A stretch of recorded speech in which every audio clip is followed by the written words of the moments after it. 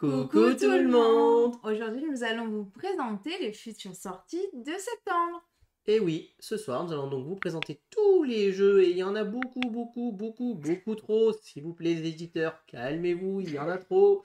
De septembre, avec donc, comme d'habitude, une rapide présentation des jeux. Je vous préviens d'avance, étant donné qu'il y en a beaucoup, les jeux enfants, style Abba et Djeko, je passerai assez vite. Nous allons nous concentrer principalement sur tout ce qui va être jeux de société, famille, initiés et experts. Voilà. Donc, comme d'habitude, on va les classer par date. Donc là, on commence avec le 1er septembre. Donc aujourd'hui, quels jeux sont sortis? Il y a Mycelia. Ah, c'est bien, donc on va commencer par un jeu, je vais pas avoir besoin de parler. C'est Gailou qui va vous le présenter, j'espère que vous êtes prêts, elle devrait rigoler un petit moment parce qu'elle a jamais fait ça. Non, le but du jeu, en gros, il y a un plateau, là que vous voyez. On va avoir les petits plateaux personnels et le but, ce serait de vider toutes ces gouttes d'eau. Et voilà, allez, je te laisse faire la suite. Je l'ai pas bossé, hein. Sérieux? Ah non, non. Mais non, mais sérieux. Je l'ai pas bossé. Alors, déjà, ce qu'on appelle des gouttes d'eau, c'est ce qu'on appelle a priori la rosée du matin. On va retirer la rosée du matin avant l'arrivée du printemps. Alors déjà, on va quand même dire un petit peu l'éditeur. Ah oui, pardon, c'est de Ravensburger. Ravensburger, l'auteur c'est Daniel Krieger et l'illustrateur c'est Justine Chan. Donc ce jeu, on va pas vous en parler très longtemps. Pourquoi? Puisque vous le voyez derrière nous, nous l'avons reçu ce jeu et nous allons vous en faire une présentation en vidéo la semaine prochaine. Mardi ou mercredi, on ne sait pas encore lequel des deux jours ça sera. Mais voilà, nous allons donc vous le présenter. Et donc, ce qu'il faut savoir de Mycelia, de ce que j'ai compris, moi, c'est un jeu de deck building principalement. Oui, bien sûr. C'est vrai que je n'ai pas parlé de ça. Alors, je ne sais pas comment on achète les cartes. Est-ce que c'est une rivière qu'on achète comme d'habitude? Oui, oui. Et après, il va y avoir un système de points, enfin de points dessous. Ça va être des petites feuilles. Et après, il va y avoir des combinaisons à faire. Les petites feuilles qu'on voit là, c'est ça? Exactement. Et comment on les gagne ces feuilles alors? On les gagne avec les cartes de la rivière et même nos cartes personnelles dès le départ parce qu'on a tous les mêmes au début et après, on fait son deck nous-mêmes. Et ce qui est sympa aussi dans le plateau du milieu, c'est qu'on va tourner, vous savez, comme les téléphones avant. Par exemple, le 1, le 2, etc. Et une fois que c'est tout complet, la rosée du matin, on commence à tourner. Mais voilà, vous... Et les jetons tombent, c'est ça en fait, on va tourner et les jetons vont tomber, c'est ça? Exactement. Et il y a un dé aussi qui va tomber. Et suivant la phase du dé, ça va être directement sur... par exemple, sur ça, là, sur l'herbe, machin. Suivant le chiffre annoncé par le dé, on va devoir mettre... C'est pas un chiffre, c'est un symbole. D'accord, suivant le symbole qu'on va mettre, on va devoir mettre des rosées dessus, c'est ça? Voilà, et puis ça sera asymétrique aussi. D'accord, donc on a tous le même plateau au départ? Est-ce qu'on a tous le même plateau? Configuration de départ? Je crois, ouais. Donc le but du jeu, en gros, au début, on a une configuration de départ, on a des jetons de rosée dessus, et la partie s'arrête quand l'un des joueurs a tout enlevé. C'est ça. Et vous aviez fait égalité sur votre première partie, vous aviez enlevé lors du même tour? Ouais, on a fait égalité avec Lucas, Mighty Game sur Twitch et Tripty Game sur Insta. Et en fait, il a gagné. Ce qu'il nous a départagé, c'est le nombre de feuilles qui nous restait. Il en avait une de plus. D'accord, donc dans le principe, on va jouer des cartes pour se débarrasser des rosées. J'imagine qu'en début de partie, on va avoir plutôt des cartes qui vont nous permettre d'acheter. Et plus on va avancer dans la partie, plus on va avoir des cartes qui vont vider le stock. Après, c'est dans notre deck personnel déjà de base. Mais après, il va y avoir des déplacements. Voilà, on va pouvoir déplacer les rosées pour pouvoir après vider une case particulière, c'est ça? Ouais, là où il y a la phase temporelle. D'accord. Pour le montrer avec la truc. Hein, voilà. Ok, bon voilà, ça vous donne une petite idée du jeu. Donc voilà, bon, sachez que si vous suivez notre chaîne, de toute manière, vous en serez plus très rapidement puisque nous allons en faire un live de ce jeu. Hein. Donc je vous invite tout simplement à repasser la semaine prochaine et vous verrez donc une vidéo sur Mycelia. Allez. Ensuite, il y a Jeu d'aventure, Le Seigneur des Anneaux. Pareil, encore de chez Ravensburger. Alors... Il était là. Pardon.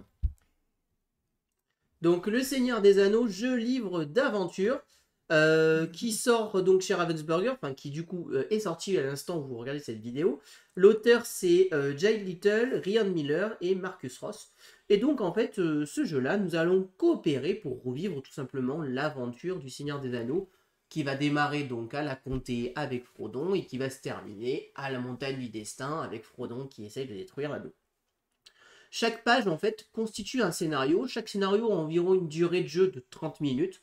Ça vous donne à peu près une idée du principe. Et vous voyez, alors on appelle ça des pages, mais c'est des pages en carton. Hein. C'est voilà, c'est très épais. Hein. C'est pas vraiment un livre, c'est vraiment un livre en carton si vous préférez. Chaque scénario en fait va avoir ses propres règles de base. Et par exemple, dans le premier scénario, nous sommes donc Frodon, qui allons devoir retrouver Gandalf à l'auberge du Poney Fringant, tout en essayant d'éviter les Nazgûl qu'on va devoir croiser sur le chemin. Voilà. C'est un jeu de coopération, nous allons avoir des cartes en fait qui vont nous permettre d'activer pour nous déplacer, utiliser des pouvoirs. Ça reste très familial, très accessible, évidemment avec une licence que tout le monde adore, donc si on aime le Seigneur des Anneaux, ça fonctionne. Pareil, nous allons pas nous attarder dessus, puisque nous allons aussi vous faire un live de ce jeu, puisque nous avons eu la chance aussi de recevoir ce jeu. Donc, on vous en fera... la tête de Chico. Voilà, on vous en fera une présentation plus détaillée, sûrement dans 2 semaines, pour le coup, celui-ci. Mais voilà, on vous en fera un live. En tout cas, moi, c'est une licence... Enfin, j'adore la licence Seigneur des Anneaux, donc j'étais déjà... conquis rien que par ça. J'ai commencé à lire les règles et ça m'a vraiment beaucoup plu. Donc voilà, il y a des petites figurines comme ceci qui représentent donc les personnages. Ici on reconnaît Gimli, Legolas, on a Aragorn évidemment, Frodon, Sam, Pippin et Merry. Voilà, donc la communauté de l'anneau. Et il nous manque Gandalf, je ne sais plus s'il y a Gandalf dedans, mais en tout cas il n'y a pas Gandalf en figurine. Mais voilà, ça fait vraiment l'univers et tout ce qu'il faut. Et puis en plus, moi, vu que je l'ai vu récemment comme ça, je serai enfin à fond dedans quand même. Alors évidemment, oui, c'est comme d'habitude, ce genre de jeu, c'est toujours mieux si vous avez vu le film ou lu les livres, hein, au choix. Mais voilà, évidemment, si on ne connaît pas la licence et le thème, on peut peut-être être un peu moins dedans le jeu. Voilà. Et si vous n'avez pas aimé le Seigneur des Anneaux, évidemment, c'est peut-être pas le genre de jeu qu'il faudra vous procurer. Voilà ce que je peux vous dire sur le Seigneur des Anneaux, jeu livre d'aventure. Alors ensuite, Ramen de chez Don't Panic Games. C'est un jeu asiatique. Est-ce que vous avez faim? Est-ce que vous voulez manger des bonnes nouilles chinoises avec... On l'a déjà parlé celui-là en plus. Avec Ramen. Donc l'auteur c'est Brendan Hansen et l'illustrateur c'est Ewin Kwan. Donc Ramen a un mode solo qui fonctionne a priori bien. Et sinon c'est un jeu qui fonctionne de 1 à 4 joueurs. Et dans Ramen, le principe c'est assez simple en fait. Nous allons avoir ici 3 bols. 3 bols de nouilles chinoises. Et nous allons avoir des cartes, ici une rivière de cartes et des cartes en main. Le but du jeu c'est de remplir ces bols. Et à un moment donné, en fait, il peut se passer 2 choses. Ou il y a 7 ingrédients dans le bol et à ce moment-là, je récupère les cartes qu'il y a dans le bol. Ou alors la valeur de mon bol dépasse 14 et à ce moment-là, je récupère les cartes. Donc le but du jeu, ça va être d'être le joueur qui met ou la 7e carte dans un bol, ou mettre la carte qui dépasse 14, puisqu'à ce moment-là, ces cartes, je les récupère chez moi, et c'est mes points de victoire, tout simplement, le nombre de cartes que je possède. Ici, cette zone-là, c'est ce qu'on appelle le frigo, en fait, hein, où il y a les ingrédients. À notre tour de jeu, c'est ultra simple. Je joue 2 cartes dans 2 bols différents, et je reprends une carte dans la rivière, et j'en pioche une. Et ça passe au jour suivant. Les cartes vont de 0 à 7, et les ingrédients sont de différents types. Voilà. Le jeu, c'est aussi simple que ça, et à chaque fois que le bol est plein, hop, on ramasse. Il y a des variantes que je ne connais pas, mais je sais qu'il y a des variantes pour rendre le jeu un peu plus dur, si je puis dire, en fonction du nombre de joueurs. Donc voilà ce que je peux vous dire sur Ramen. Je vous avoue que moi, c'est un jeu qui m'attire pas trop. Les iconographies, ça me tente pas des masses. Voilà, je suis pas hyper fan des illustrations, en effet. Enfin, les iconographies, tu m'as compris. Alors pour le coup, il est très thématique. On a vraiment l'impression d'avoir de la nourriture dedans. Et je vous avoue que là, par exemple, j'ai pas faim. Ça me donne pas envie. Voilà. Ça me donne pas très envie, je vous avoue, le côté illustration. Cela dit, la mécanique a l'air rigolote. Ça a l'air intéressant à jouer. Je pense que ça fonctionne bien. Je vous avoue que voilà, c'est le thème pour le coup qui m'emballe pas vraiment. Hein, voilà. Je pense qu'à 2, c'est très tactique, très clairement. À 3-4, ça doit être un peu plus chaotique. Hein. Ça fait partie de ces jeux comme ça. Je pense qu'à 3-4, c'est plus chaotique. Et en solo. Et en solo, alors je ne sais pas comment fonctionne le mode solo, mais je sais qu'il y a un mode solo. Voilà. Voilà ce que je peux vous dire sur Ramen. Ensuite, du coup, on passe à Skyjo Junior de chez Magilano. Donc, c'est un Skyjo classique, mais pour les enfants à partir de 4 ans, du coup. Bah, t'as quasiment déjà tout dit, en fait. Hein. Donc, c'est-à-dire qu'en fait, l'auteur, c'est Alexander Bernhard, et l'illustrateur, c'est aussi Alexander Bernhard. Et en fait, on va être très clairement sur un Skyjo pour les enfants. Donc 4 ans, qu'est-ce que c'est? C'est la même mécanique que Skyjo, hein, c'est-à-dire que nous allons faire notre petit tableau de 4 par 3. Sauf que à la différence de Skyjo, où le but du jeu, c'est une fois qu'on a tout révélé, on doit avoir le moins de points possible. Et quand un des joueurs arrive à 100, la partie est terminée, celui qui a le moins de points à gagner. Là, on est sur un jeu pour enfants. Le but, ça va être essayer de faire comme dans Skyjo, des colonnes de chiffres identiques pour virer nos colonnes. Et sauf que quand on les vire, nos colonnes, on garde les cartes pour nous.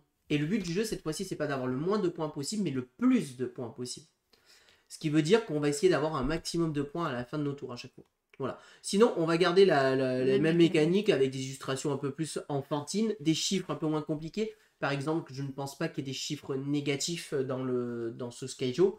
Et voilà, tout simplement, hein, c'est voilà, une version pour les enfants. Cela dit, on en parlait avec Gaëlou.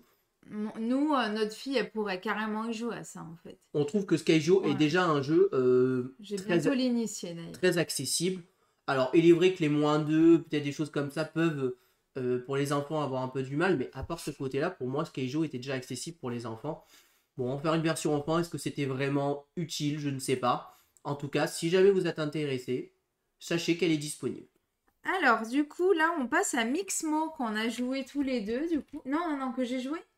Que j'ai joué, toi, tu n'as pas joué. Tu as joué, je t'ai regardé. Ah ouais, voilà. En fait, le but, c'est de faire un peu un Scrabble. Voilà. Une fois qu'on a fini notre grille de mots, et ben... Attends, c'est quoi déjà? Attends. Une fois qu'on a fini notre grille de mots, hop, on dit mix mots. Et après, on reprend une autre lettre. Après, on recommence, on fait une config. Et ça, jusqu'à temps qu'il n'y a plus de... Il n'y a plus de lettres. Ouais, je crois que tu démarres avec un nombre de lettres. Avec ces lettres, tu dois faire des mots. Tu peux faire des mots croisés comme ils ont fait là. Et dès que tu as fait que des mots, tu dis mix mots. Tu marques tes points et tu rajoutes des lettres, j'imagine. Oui, une lettre à chaque fois. Ouais, tu rajoutes une lettre à chaque fois et tu recommences et ainsi de suite.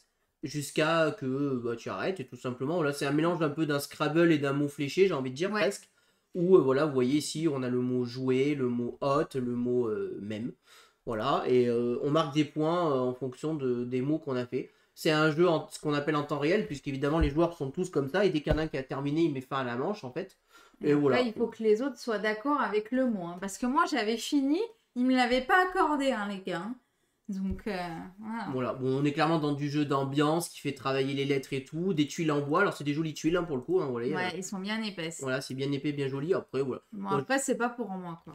C'est pas pour moi non plus, très clairement. Mais voilà, si vous aimez un peu les jeux de lettres, un peu réflexion et tout ça, voilà, vous savez que Mixmo est là. De Asmodée. De chez Asmodée, tout à fait. Et l'auteur, c'est Sylve Frog. Alors, ensuite, RIP de chez Jeux au plat. Alors, RIP, je vais passer très vite puisque c'est un jeu que je vous ai présenté le mois dernier. Alors, l'éditeur, donc Opla, c'est l'auteur, c'est un auteur qu'on aime beaucoup. Nous, c'est Alexandre Droit, qu'on connaît très bien. Et l'illustrateur, c'est Julien Monnier. Et donc, en fait, ça va être un jeu un peu... Ils appellent ça à rôle caché puisqu'en fait, nous allons chacun et chacune avoir, en début de partie, un objectif. Par exemple, celui-ci. Avoir 5 objets avec ces valeurs-là. Les 5 objets différents. Il faut un objet de valeur 3, un objet de valeur 7... 8, 10, 12. Et le principe, en fait, on a en main des cartes et nous allons faire des sortes, j'allais dire d'enchères, c'est pas vraiment des enchères, mais montrer combien on est prêt à mettre pour acheter cet objet. Lui, par exemple, il a dit j'ai mis 4 sur la 15 et lui, il a mis 9 sur cet objet qui est caché, donc on ne sait pas ce qu'il va acheter. On peut aussi faire des enchères cachées, donc là, par exemple, le bleu a mis face cachée combien il a mis sur le 15, là, il a mis face cachée sur celui-ci. Et une fois que chacun en a joué, on va révéler la plus forte valeur remporte l'objet, tout simplement. Chaque objet, je crois, sa valeur marque des points de victoire. Et en plus, on va marquer des points supplémentaires grâce à notre objectif, tout simplement. C'est quelque chose comme ça. Donc voilà, c'est assez rapide. Ça va être un jeu aussi, on va dire, de déduction, puisqu'on va essayer de déduire où sont les objets qu'on cherche, évidemment. C'est assez rapide, assez frénétique. Alors, ils disent qu'il y a 2 modes de jeu. Je ne sais pas quel est le second mode, pour être honnête. Et puis bien évidemment, donc comme tout comme jeu, voilà, il y a du bluff puisqu'on peut bluffer sur les objets. Ah, est-ce qu'il veut celui-là? Est-ce qu'il fait style qu'il veut celui-ci pour avoir celui-ci? Voilà, tout simplement. Donc voilà ce que je peux vous dire sur RIP. Donc jusque 5 joueurs, Matin Jack, ouais. 2 à 5 joueurs, donc là on est plus sur un jeu d'ambiance, hein, très clairement. Peut-être plus à partir de 3 vu que c'est un rôle caché. Franchement, alors il y a peut-être un mode à 2 qui fonctionne, mais clairement, vu la description du jeu que j'ai, moi, je le verrai pas à 2. Après, il y a peut-être une variante qui fait qu'il fonctionne bien à 2. Souvent, c'est le cas. Peut-être. Après, souvent, ces genres de jeux sont plutôt pensés pour fonctionner entre 3 et 5 joueurs. Et une variante à 2 joueurs est rajoutée pour écrire de 5 sur la boîte aussi. Alors ensuite, on a Lucky Number Deluxe de chez Tiki Edition. Alors, celui-ci, je vais le faire assez vite en fait, puisque c'est Lucky Number en version luxe. Hein, donc, c'est exactement le même jeu. À la différence que nous allons avoir un plateau double couche et des tuiles trèfle beaucoup plus grosses. Donc, voilà. Donc, si vous avez aimé Lucky Number, voici sa version de luxe et aussi Access. Access, je vous rappelle que, si je dis pas de bêtises, c'est pour les malvoyants. Donc il doit y avoir sûrement un moyen pour les malvoyants de pouvoir jouer à ce jeu. Peut-être. Je ne sais pas comment fonctionne, mais Access, je sais que c'est pour les malvoyants. Donc ça, j'apprécie toujours quand les jeux sont faits pour essayer d'attirer un public pas forcément visé au départ, parce qu'en effet, on se dit les malvoyants ou même les aveugles, ils pourraient pas jouer à ce type de jeu, c'est cool. Le Key Number étant un jeu très simple, je vous répète pas la règle, hein, le but c'est de remplir son tableau, et à chaque fois qu'on remplit son tableau, on doit forcément le remplir dans l'ordre. La ligne, par exemple, le plus petit est à gauche, le plus grand est à droite. Les diagonales, c'est pareil, de haut en bas. Et donc, à chaque fois, on a un dilemme de comment placer nos trèfles. Et le premier qui a terminé remporte la partie. Voilà. C'est un jeu qui a énormément marché, qui marche sur tout public, qui est vraiment très sympathique. Et donc, voilà, toujours chez Tic Edition. L'auteur, c'est toujours le même, Michael Schatt. Et l'illustrateur, c'est Christine Alcouf. Et donc, voilà, vous avez donc une illustratrice, évidemment. Et donc, vous l'avez donc maintenant en version de luxe, évidemment. Qui dit version de luxe dit prix un peu plus cher. Cela dit, très joli. Voilà. Moi, ce que je peux vous dire sur la version de luxe de Lucky Number. Alors, prochain jeu, Deck Escape, Tokyo Blackout. Qu'on a et qu'on va vous en parler. Bon, j'ai mis aussi. Détective les secrets du désert d'abord. Donc en fait, c'est vous savez, la gamme Super Meeple. Donc il a un nouveau détective qui sort, les secrets du désert. Et alors celui-ci, nous l'avons reçu de Super Meeple et nous l'avons joué, nous l'avons beaucoup aimé. Donc déjà, je peux déjà vous dire que je vous conseille de vous le prendre. Si vous aimez tout ce qui est jeu d'enquête, c'est vraiment très agréable. C'est innovant. Et ce qui est atypique dans celui-ci, alors je ne sais pas si tous les détectives sont comme ça, nous c'était notre premier, mais vous allez avoir une scène de crime en 3D que vous allez monter avec des cartes. Et c'est assez sympa. C'est assez sympa. Sinon, la mécanique pour résoudre l'enquête m'a fait penser un peu au petit jeu de cartes Sherlock Holmes. Les petits jeux de cartes où on va avoir plein de cartes en main et on va pas pouvoir toutes se servir. Il y en a certaines qu'on va devoir mettre ce qu'on appelle dans les archives pour pouvoir utiliser nos cartes les plus grosses et d'autres qu'on va garder et révéler et donner les infos à tout le monde. Le but est tout simplement de résoudre une enquête. Ici, c'est d'essayer de trouver qui c'est qui a assassiné et qui a volé la scène de crime.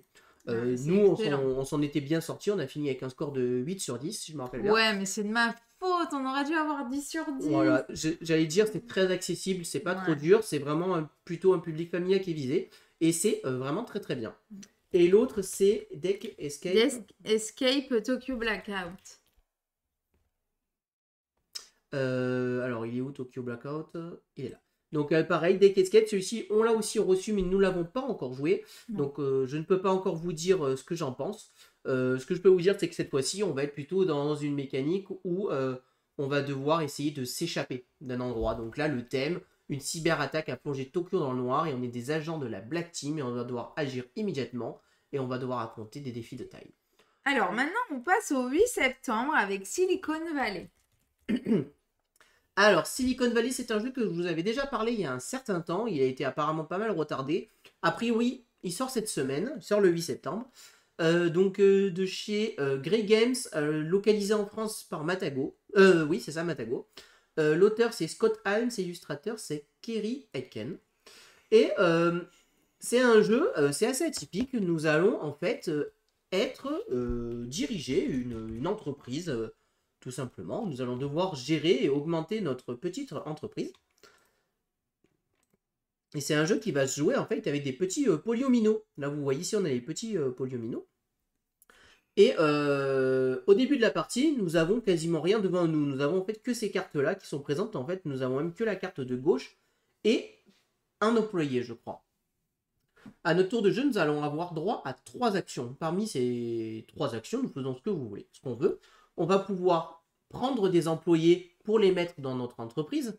Les employés nous coûtent de l'argent, donc c'est pas cool, mais en même temps, ils nous rapportent des polyomino. C'est-à-dire qu'en fait, quand on va prendre un employé, on va pouvoir immédiatement gagner la carte de gauche, et nous allons donc gagner des polyomino de gauche. Et ensuite, à droite, de manière infinie, nous allons gagner ce polyomino à chaque phase de maintenance, si je dis pas de bêtises. Nous allons pouvoir évidemment agrandir notre entreprise ici en achetant des nouvelles zones. Ce qu'il faut savoir, c'est qu'en fait, les employés coûtent... Je vais essayer... Non, j'ai pas d'autres photos. Il me semblait que j'avais plus de photos que ça de plus près. Bon. Les employés coûtent un certain prix pour les acheter. Par exemple 5. Et nous allons avoir des réductions en fait grâce au petit logo là, que nous avons présent ici. Par exemple, un employé, il aime bien une entreprise... il aime bien les entreprises économiques. Ben, si jamais on a un logo économique, ça lui fera une réduction de 1. Un employé, il aime bien les entreprises qui offrent beaucoup de vacances. Et ben, si on a le logo vacances, hop, on réduit de 1. Voilà. Donc ça va fonctionner comme ça, sachant qu'on va devoir associer un employé à chaque fois à chaque entreprise. Donc dès qu'on a une nouvelle entreprise, on peut y associer qu'un seul employé. Et c'est ces cartes-là qui nous permettent d'avoir de plus en plus d'employés. Le problème, c'est comme on a grandi notre entreprise, ces sous-là à droite, c'est durant la phase de maintenance, nous allons devoir les dépenser pour tenir à jour notre entreprise. Comment on gagne de l'argent? Eh bien, le truc qu'on gagne le plus d'argent, c'est en achetant ces cartes-là à droite. C'est, je ne sais plus le nom de ces cartes, mais en gros, nous allons dépenser des polyomino, juste les dépenser. C'est un nombre de cases qu'il faut dépenser. Donc les polyomino, par exemple, celui-ci contient 3 cases. Et va nous donner immédiatement de la thune. Cette thune qui va nous être dépensée lors de la phase de maintenance. Enfin, et c'est un peu le cœur du jeu, nous allons ici pouvoir développer des technologies. Pour pouvoir développer une technologie, il faut avoir fait ces petits ronds. En fait, les cartes sont faites en demi. Dès qu'on a collé 2 ronds, on peut y associer une technologie. Cette technologie, il va falloir la fabriquer. Pour la fabriquer, il va falloir envoyer nos polyomino là-haut et faire la forme associée. C'est là où il y a un petit jeu de quel polyomino je vais acheter pour faire la telle forme qui va me donner telle technologie qui va me donner tant de thunes. Voilà. Le jeu se déroule, je ne sais plus, en un certain nombre de manches. Et à la fin de la partie, celui qui est le plus riche remporte la partie. Et en fait, ici, alors je suis désolé, on ne voit pas très bien, mais on a une piste qui correspond en fait à une piste de points de victoire. Et à chaque fois qu'on va gagner certains critères, on montera sur ces cases.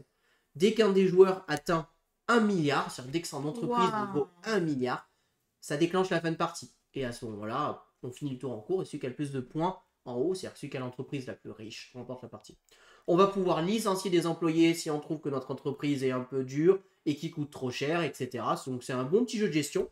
Nous jouons auparavant caché ici pour, en fait, ce petit panneau nous aide à faire les formes ici pour voir si on peut préparer la forme sans que nos adversaires voient ce qu'on est en train d'essayer de préparer. Ah, ça c'est bien, par contre. Voilà, c'est assez intelligent. Et ici, on a toutes les formes disponibles. Voilà. Donc voilà, c'est un petit jeu malin. Ça a l'air, ça paye pas de mine, mais ça a l'air bien sympathique en vrai. Je sais pas si on le verra sur notre chaîne, mais en tout cas, ça avait l'air assez intéressant à jouer. Voilà, donc ça sort le 8 septembre. Maintenant, il y a Monolith de chez Simon. Alors, Monolith, l'auteur c'est Philip Walker Harding et l'illustrateur c'est David Tosello.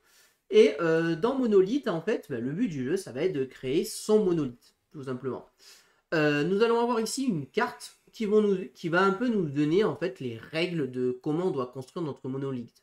Alors, ici on voit pas très bien, mais en gros, ça va nous dire combien d'étages on doit mettre à chaque endroit. Par exemple, on va nous dire sur cette case-là, il faut qu'il y ait 2 étages. Sur cette case-là, il faut qu'il y ait 0. Sur cette carte-là, il faut qu'il y ait 3. Alors, je vous dis n'importe quoi, la config est indiquée là. Votre tour de jeu, c'est quoi? Vous avez ici la fusée et vous allez pouvoir prendre l'un des 4 polyomino qui est disponible, au choix, parmi les 4. Vous en prenez un, vous le posez et vous déplacez la fusée à cet endroit. Et là où il y avait la fusée, vous en rajoutez un. Et on va tourner comme ça, ainsi de suite. Dès qu'un des joueurs a fini son monolithe, il va remporter des points de victoire en fonction si c'est le premier, le deuxième, le troisième ou le quatrième, hein, tout simplement. Voilà. Donc c'est un petit jeu de placement, de construction de 3D, on va dire. Ça comme ça. Je vous avoue que c'est vraiment pas ma came du tout. Surtout que moi, dans l'espace, j'ai vraiment beaucoup de mal. Mais ça peut peut-être trouver son public et peut-être les gens vont aimer ça. Voilà. Voilà ce que je peux vous dire sur Monolith. Ensuite, on passe à Fluffy Valley de chez Loki. Donc ça, c'est Willow Holly qu'on fait un live dessus. Maxime Rimbourg et Théo Rivière sont les auteurs. Et l'illustrateur, c'est Marco Renko. En effet, Willow Holly, on en fait un live tout récemment. Le principe, nous allons avoir... C'est un jeu coopératif déjà, il faut le savoir. Le but, c'est de remplir entièrement son petit plateau de jeu. Voilà. Si on arrive à le remplir, on a gagné. Et si à la fin de je sais plus combien de tours, on n'a pas réussi à le remplir, on a perdu. On a 4 chiens de prairie que nous allons pouvoir envoyer dans les différentes cases pour y faire des actions. Des actions assez basiques, hein. Je l'envoie là, ça me permet de récupérer un paillasson que je vais mettre ici. Je les envoie là, ça va me permettre de récupérer des ingrédients et tout ça. Et il y a une case, je ne sais plus laquelle c'est, je crois que c'est celle-ci, où nous allons pouvoir mettre toutes ces tuiles dans la tirelire là, ici. Et alors c'est assez rigolo parce que les tuiles vont tomber et glisser sur ce fameux paillasson pour pouvoir venir les glisser ici. Ici, je crois que c'est le foin pour, pour passer l'hiver, hein. En fait, le but, c'est de créer un endroit pour passer l'hiver, hein. Ici, on a du miel, et ici, je sais plus ce que c'est comme ressource. Et voilà, et donc, à chaque tour de jeu, il va y avoir un événement qui va apparaître, qui va un peu nous mettre des bâtons dans les roues. Par exemple, on va nous enlever un chien pour ce tour, ou cet ingrédient ne sera pas disponible, voilà, des choses comme ça. Et voilà, et le but du jeu, tout simplement, c'est de remplir son petit paillasson. Ça a l'air sympa, ça a l'air malin. Si vous voulez en savoir plus, je vous renvoie directement à la vidéo de Willow et Oli. Et puis voilà. Voilà ce que je peux vous dire sur Fluffy Valley. Ensuite, on passe à Café del Gato de chez Schmitt. Nous, on l'avait vu à Cannes. On l'avait vu à Cannes il y a un moment. Il avait bien marché d'ailleurs à Cannes. Donc l'auteur c'est Lena Burkhan et Julia Warner. Et l'illustrateur c'est Robin Strauss. Café del Gato, un jeu pour 2 à 5 joueurs. Plus 5 joueurs que 2 pour être honnête, de ce que je me suis renseigné. Et c'est un jeu où nous allons devoir en fait acheter et vendre des cafés, faire des cafés ou faire des milkshakes, hein, en fait. Le principe du jeu, à notre tour de jeu, nous allons ici acheter des tuiles pour compléter nos verres. Voilà, par exemple ici, vous voyez, il a réussi à compléter son verre. Une fois qu'ils sont complétés, nous allons pouvoir les vendre pour gagner de l'argent qui seront des points de victoire, tout simplement. Voilà. Chaque tuile a aussi des petits effets que je ne connais pas, pour être honnête, hein. Je ne sais pas pourquoi il y a des icônes froid, chaud, etc. Là-dessus, je vous avoue que j'ai pas l'information. Mais voilà, le principe du jeu, c'est tout simplement, on achète l'une des tuiles. Évidemment, si on achète celle d'en haut, elle coûte un peu plus cher, hein, vous voyez. Sinon, on achète celle du bas et on doit les compléter pour faire notre milkshake, notre café, notre truc. Ici, on a le tableau pour nous dire la valeur de vente, tout simplement, des milkshakes. Voilà. Voilà ce que je peux vous dire. Alors, je vous avoue que j'ai pas potassé les règles à fond. En tout cas, je sais que ça avait plutôt bien marché. Ici, on a le sac. À chaque fois qu'on en achète une, on rajoute une tuile, hein, tout simplement. Et ici, ce sont les bols qu'on a réussi à faire. C'est-à-dire qu'une fois qu'on l'a rempli, qu'on a vendu, on va récupérer en fait ces bols qui sont présents ici par rapport, je pense, à la valeur qu'on aura fait ici. Voilà. Voilà ce que je peux vous dire donc sur Café del Gato, donc un jeu chez Schmitt qui était pas mal attendu. Alors, on passe à Barcelona de chez Pixie Games. On passe du coq à l'âne. Parce que là, on passe à un gros jeu expert. Enfin, gros jeu. Tout est relatif à un bon jeu expert. Donc Barcelona, qui sort chez donc Board Dice, localisé en France par Pixie Games. L'auteur, c'est Dani Garcia. Et l'illustrateur, c'est Alexandre Zawada. Dans Barcelona, le principe, ça va être de refaire en fait les principaux monuments de Barcelone et refaire en fait la ville, hein, de Barcelone. Notre tour de jeu, nous allons en fait avoir un nombre d'actions, j'allais dire indéfini, pas vraiment. En fait, nous allons avoir une action où nous allons avoir des. Alors, je cherche les jetons, je ne les trouve plus. Nos petits, voilà, c'est ceux-là, je crois que c'est là. Non, c'est pas ceux-là. Je les trouve pas, nos jetons. On a des petits jetons ronds, en fait, qui sont qui représentent nos jetons à nous, mais c'est marrant, je ne les vois pas. Ils doivent être ceux-là, là. C'est ceux qui sont face cachée ici. Et nous allons venir nous placer quelque part sur le plateau, sur l'une des intersections. Une fois qu'on est sur l'intersection, nous allons faire les actions des intersections. C'est-à-dire qu'ici, je vais faire cette action-là et cette action-là. Si je me place dans la diagonale, ça coûte un peu plus cher. Je vais devoir payer de la thune pour m'y placer. Mais par contre, je ferai des actions plus fortes, puisque je ferai aussi les actions des diagonales. Parmi les actions que nous allons pouvoir faire, nous allons par exemple pouvoir faire celle-ci qui va nous faire poser des ruelles. Nous allons poser des ruelles ici, là, vous voyez que c'est les mêmes symboles. pour marquer des points de victoire. Alors à chaque fois que je pose une ruelle, si je recouvre un bonus, je gagne le bonus. Et dès que je recouvre une deuxième, la première que je pose c'est 1 point, la deuxième que je pose c'est 2 points si c'est contigu. Voilà. Ou alors ça peut être contigu comme ceci aussi. Ici là-haut c'est la même chose mais sur les grandes ruelles, ça sera 2 points. Ici là-dessus nous allons pouvoir poser des intersections et donc recouvrir ces fameux bonus qui nous embêtent. Nous allons évidemment pouvoir construire des bâtiments qui sont présents. Alors où est-ce qu'ils sont ces bâtiments? Ici. Voilà. Pour pouvoir construire les bâtiments, il va falloir qu'autour de ces bâtiments, ici, il y ait les jetons demandés. S'il y a les jetons demandés, là, les 3 à gauche, je peux prendre le bâtiment et le construire sur la case associée. Je gagne immédiatement les bonus. Les bonus, souvent, c'est quand c'est les trèfles, c'est des points de victoire. Et quand c'est là, nous allons monter en fait sur ces pistes qui sont présentes. Alors, je cherche les pistes. Ici, voilà. Elles sont présentes ici, là, ces 3 pistes-là. Et en fait, ça va être aussi un déclencheur de fin de partie, parce qu'en fait, la partie s'arrête quand ces 3 pistes-là sont arrivées au bout. Dès que les pistes arrivent au bout, ça déclenche la fin de la partie. Donc voilà, nous allons pouvoir aussi monter sur cette piste pour multiplier les points sur chaque piste. Alors c'est un gros jeu de salade de points, hein, très clairement. Nous allons aussi, qu'est-ce que nous allons pouvoir faire d'autre comme action? Alors je me rappelle pas de tout. Bon, là celle-ci par exemple c'est assez simple, elle me permet de gagner 2 pièces et de gagner un tissu. Celle-ci me fait monter sur la piste. Ici on marque des points de victoire et on la retourne, la tuile. Donc ça veut dire que de l'autre côté il y a autre chose. Donc voilà. Le principe, c'est un jeu de salade de points. Ça va comboter un peu partout. Je ne connais pas trop ce que nous pouvons faire avec notre plateau personnel, pour être honnête. Parce que je sais qu'il y a cette tuile-là qui représente en fait la construction de la Sagrada Familia que nous allons venir poser ici, en fait. Niveau 1, niveau 2, niveau 3, niveau 4. Et plus on va monter, plus on va remporter des bonus, hein, en fait. Donc voilà. Ici, c'est le stock de nos ressources. C'est-à-dire qu'au début, on peut stocker que ça. Et ces petites tuiles-là, il va falloir venir les placer, en fait. Quand on les aura placées, débloquées, nous allons pouvoir agrandir, en fait, notre main, tout simplement. Donc voilà, thématiquement, tout va quasiment se passer sur ce plateau de jeu-là. Et justement, ces tuiles qu'on débloque, c'est cette action-là, là, vous voyez, là, cette action-là, elle me permet de débloquer une tuile ici, que je vais venir poser sur ce plateau, à droite, ici. Et évidemment, j'empoche le bonus. Au début, je suis obligé de le poser adjacent à cette tuile. Et puis plus on va avancer, plus on va pouvoir se débloquer. Voilà. C'est comme ça qu'on va se développer au maximum. Pour être honnête, ces bâtiments-là, cette zone-là, je ne sais plus du tout à quoi elle sert. Donc voilà, ça reste quand même un Eurogame, très clairement. Ça a l'air assez lisible. En ayant lu rapidement les règles, lu les présentations de jeu et tout, je vous avoue que c'est le genre de jeu, moi, que j'ai bien envie de jouer. Voilà, ça me donne envie d'y jouer. Pas sûr qu'il soit sur notre chaîne, par contre, voilà, c'est vraiment le genre de jeu, si on me propose une partie, je dis pas non. Voilà. Donc voilà, si vous êtes attiré par des Eurogames, voilà, des jeux, ça n'a pas l'air si compliqué que ça, hein. Je pense qu'on est dans une difficulté BGG. On est à combien sur BGG? On est à 3-2, 3-3, je dirais. Voilà, Ah 3-2. bah voilà. C'est à peu près ça. C'est plus simple qu'un Darwin journée, j'ai l'impression, par exemple. Voilà. Voilà ce que je peux vous dire sur Barcelona.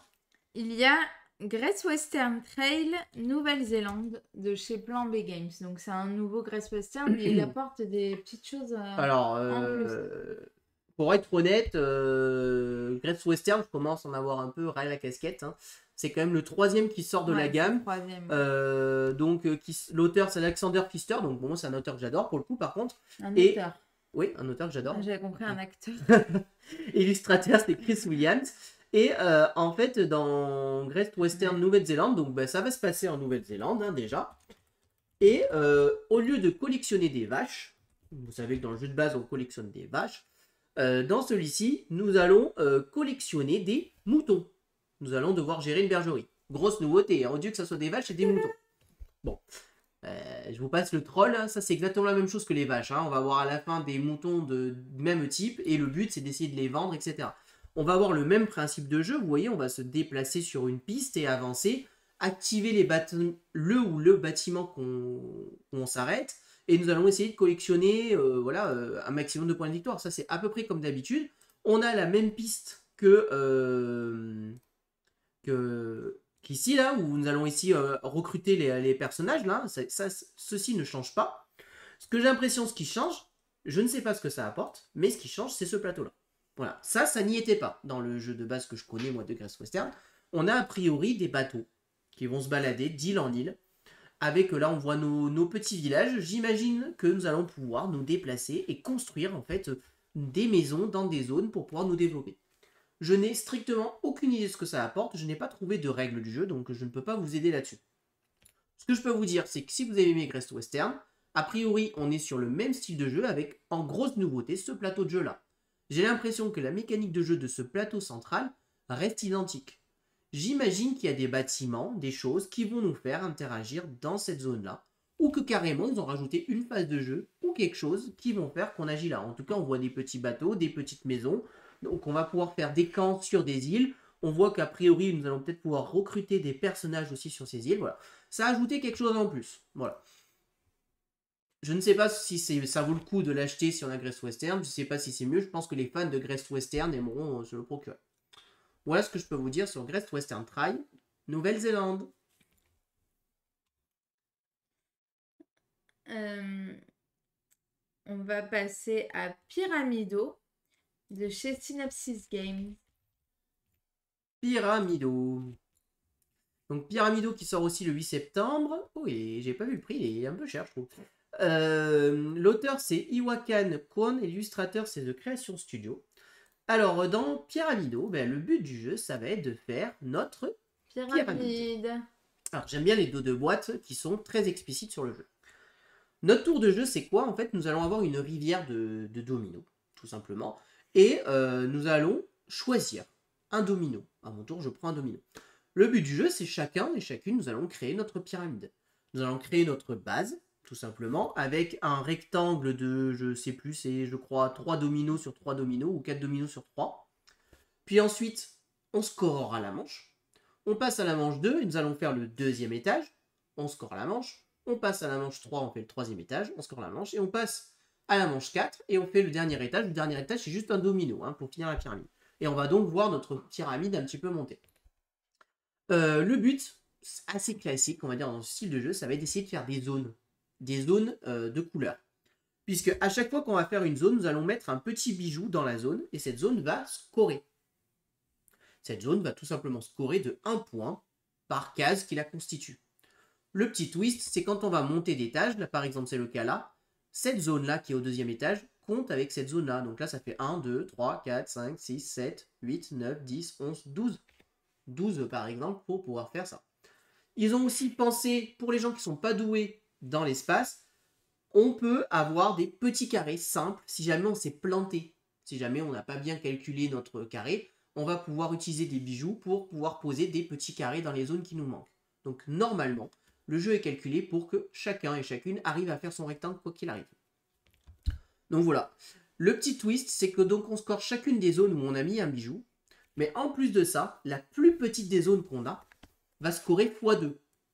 Donc le but du jeu, c'est d'essayer de faire le plus petite zone, enfin d'avoir le plus de zones, mais avec l'une qui est petite, mais qui soit en même temps grande. Je ne sais pas si je suis assez explicite, mais par exemple, si j'ai une zone à 9 et 2 à 8, ma plus petite étant à 8, je vais marquer 2 x 8, 16 points en plus des autres. Donc voilà, c'est assez cool là-dessus. Donc voilà. Sinon, on est clairement sur un jeu comme ça. Ce qui est assez intéressant aussi, c'est que c'est notre adversaire qui va choisir le domino qu'il rajoute avant que moi je pioche. Donc en général, il va plutôt mettre des dominos que je ne veux pas. Je pense que c'est un jeu qui marche très très bien en duel. Je pense qu'à 4, on se concentre plus sur nous. En tout cas, c'est un jeu qui m'a donné bien envie. Je le trouve sympa, assez joliment édité. Donc voilà. Voilà ce que je peux vous dire sur Pyramido. Les Princes de Florence, c'est donc un jeu de... L'éditeur, c'est Dompany Games. L'auteur, c'est Wolfgang Kramer, Richard Ulrich, Jean-Christopher Ulrich. Et l'illustrateur, c'est Lucas Diamond. Alors, celui-ci, ça tombe bien, ça va aller très vite. J'ai pas trouvé trop d'infos. Ce que je sais, c'est que c'est une réédition d'un jeu. Voilà. C'est que je sais aussi que c'est pas un jeu pour nous, puisque c'est un jeu plutôt 3-5 joueurs, on va dire, avec un mode d'enchère. Donc souvent les jeux d'enchère à 1 ou 2 joueurs, c'est pas dingue. Alors je suis surpris, il y a un mode solo. Je sais pas ce que vaut le mode solo sur ce genre de jeu. Je suis assez surpris de voir des enchères en mode solo. C'est pas un jeu que vous verrez sur notre chaîne, c'est pas un jeu qui m'intéresse particulièrement. En tout cas, c'est un jeu de polyomino. Nous allons, je pense, essayer de faire nos polyomino ici. Alors, je vais vraiment pas vous dire de bêtises. En tout cas, c'est un jeu qui a été renommé en 2008, qui a gagné tout simplement l'As d'or en 2008. Donc, a priori, un très bon jeu. Et en fait, il est réédité. Voilà, il est réédité par Dompany Games en plus joli, plus sympa. Mais je crois qu'ils ont gardé à peu près les mêmes règles que l'époque. Voilà. Voilà ce que je peux vous dire sur les princes de Florence. Le prochain, c'est les fiefs de Norbois. Les fiefs de Norbois de chez Boom Boom Games. Alors, les fiefs de Norbois, Zugma, si tu es là, c'est pour toi, jeu solo. Jeu solo, les fiefs de Norbois. Alors, assez intriguant. Donc, Ce n'est l'auteur, pas un jeu pour enfants. c'est Ving Fan Su, et l'illustrateur, c'est aussi Ving Fan Su. C'est un jeu de pli solo. Hein, très clairement, c'est un jeu de pli solo. Et le principe du jeu, et j'ai pas de. C'est dommage, il n'y a pas de photo ici. Je vais voir si j'en ai ici. Parce que c'est ici que j'ai dû voir les photos un peu mieux. Parce que là, c'est vraiment pas dingue. Voilà, ça c'est très bien. Voilà. Le principe du jeu, c'est que la mise en place, là nous avons la mise en place de départ. Nous allons avoir ici les 7 personnages avec qui nous allons devoir échanger, discuter avec eux. Et ces 4-là, ce sont un peu nos alliés, nos valets. Le principe du jeu, c'est que je vais engager la discussion avec l'un de ces personnages. On va dire que par exemple, j'allais discuter avec le Copal. Le Copal, il y a écrit 4. Qu'est-ce que ça veut dire? Il va falloir que je remporte 4 plis. Pas plus, pas moins. Le Copal, sa couleur indique qu'est-ce qui est l'atout aussi. Nous, on a notre main, évidemment, et avec notre main, on va aller essayer de chercher l'endroit qu'on pense le plus juste. Et comment ça se révèle? Tout simplement, on va révéler une carte. C'est le principe du jeu, c'est un échange. Il discute avec nous et on discute avec lui. Et c'est un échange, il va révéler une carte, et à moi de jouer une carte pour dire je perds ce pli ou je gagne ce pli, et de calculer pour remplir exactement 4 plis. On va pouvoir utiliser des alliés à chaque manche pour pouvoir nous aider. Parce que bien évidemment, sinon ça serait un peu dur et un peu moins stratégique. Et le but du jeu, tout simplement, c'est de réussir de discuter avec tout le monde. Donc de réussir à faire 7 plis avec elle, 6 plis, 5, etc. Tout simplement. C'est aussi simple ça que le jeu. Et alors après, il y a des variantes un peu plus complexes pour les gens qui veulent un peu la difficulté. Mais voilà. Le jeu, c'est simple. C'est juste un petit jeu de plis comme ça. Nous allons révéler nos machins. À nous, en fonction de notre main, de savoir où est-ce qu'on va, qu'est-ce qu'on fait, qu'est-ce qui va pouvoir fonctionner, qu'est-ce qui va pas pouvoir fonctionner. Voilà. Voilà ce que je peux vous dire donc sur les fiefs de Norbois. Les difficultés peuvent diminuer ou augmenter. On peut rendre le jeu plus simple ou plus difficile en fonction. Et en fonction de nos points, voilà, on a un classement, hein, c'est sûr, assez classique dans les jeux solo. Et donc voilà. Voilà ce que je peux vous dire sur les fiefs de Norbois. Prochain jeu, Disney Sorcière, Arena, Alliance, Epic, boîte de base de chez USA Opli. Ouais, je pense qu'ils ont un peu fumé pour le thème, je suis d'accord. Mais ça avait pas l'air inintéressant. Alors là, je vais aller très vite, hein, c'est un truc de Disney. Donc l'auteur, c'est Sean Fletcher, il n'y a même pas d'illustrateur. Bah, c'est Disney, Ouais, c'est l'illustrateur. Disney. Bon, c'est un jeu où on va se castagner. Hein. On va jouer des cartes, on va se déplacer, on va devoir se taper dessus en jouant des cartes. Pour être honnête, ça n'a pas l'air très foufou. Hein. Ça a l'air d'être un bon jeu à licence Disney, comme on dit. Hein, voilà. Alors, si vous aimez Disney, vous aimez invoquer des personnages, ben voilà, vous allez vous taper sur la tête avec les personnages de Disney. Hein. Et en jouant des cartes, vous allez vous combattre. Alors, pour être honnête, il fait partie des jeux où j'ai passé mon chemin, je ne me suis pas trop renseigné. Ça m'intéresse pas du tout. Pas du tout, pas du tout. Voilà, on va jouer notre deck, nous déplacer ici sur les tuiles en fonction des cartes, on va pour se taper à distance, etc. Bon, pour être honnête, en lisant lu les règles, ça m'a fait un peu penser à les jeux dans la Game Tiny Epic et tout ça, là, vous voyez. On n'a pas été très fan avec Gailou, bah, ça m'a fait penser un peu pareil, sauf qu'on était dans l'univers Disney. Voilà. Donc on passe très vite notre chemin. Si jamais ça vous intéresse, bon, bah, sachez que ça sort et que ça sort le 8 septembre. Ensuite, c'est Fish and Shark de chez Djeco. Un petit jeu pour enfants. Comme je vous ai dit, beaucoup de jeux ce soir. Donc les jeux de Djeco, j'ai pas appris les règles. Enfin, j'ai pas trop regardé. Donc vous savez qu'il y a un jeu de Djeco qui s'appelle Fish and Shark qui sort donc le 9 septembre. Pourquoi le 9, je ne sais pas. C'est moi, j'ai décidé de le mettre le 8. L'auteur c'est Flavien Dauphin, l'illustrateur c'est Christian Montenegro. Très joli le nom de famille. Voilà, je sais juste que la mécanique, en gros, on va devoir récupérer sur notre plateau des petits poissons qu'on va devoir venir placer ici de manière un peu stratégique pour marquer des points en faisant des zones. Voilà. Bon, ça reste un petit peu un petit jeu pour enfants, voilà, où on va devoir remplir des objectifs. Bon, voilà. Je rentre pas plus dans les détails, les jeux pour enfants, comme je vous ai dit, malheureusement trop de jeux, je ne peux pas tout vous présenter. Ouais. Alors, c'est dans la gamme de Yellow, donc les Escape. Donc, pour ceux qui connaissent, c'est en fait tout simplement un nouveau. Hein. Difficulté détente, ce qui veut dire qu'en fait, là, c'est Kids, hein, c'est pour les enfants. Le principe du jeu, en fait, c'est tout simplement un labyrinthe. On va démarrer au point de départ. Et en fait, c'est une feuille qu'on va pouvoir plier dans différents sens pour se déplacer sur le labyrinthe dans le but de trouver la sortie. Voilà, le but du jeu, c'est tout simplement ça. Il y en a plusieurs, hein, évidemment, possibles hein, et différents. Mais le but du jeu, tout simplement, c'est de résoudre son labyrinthe et de trouver la sortie. Alors voilà, c'est pas mal pour la vision dans l'espace, pour les enfants et tout ça. C'est juste marqué Yellow, quoi. Voilà. Même pas d'auteur, même pas d'illustrateur. Ouais, je sais pas ce que c'est. Qu'est-ce que je veux dire?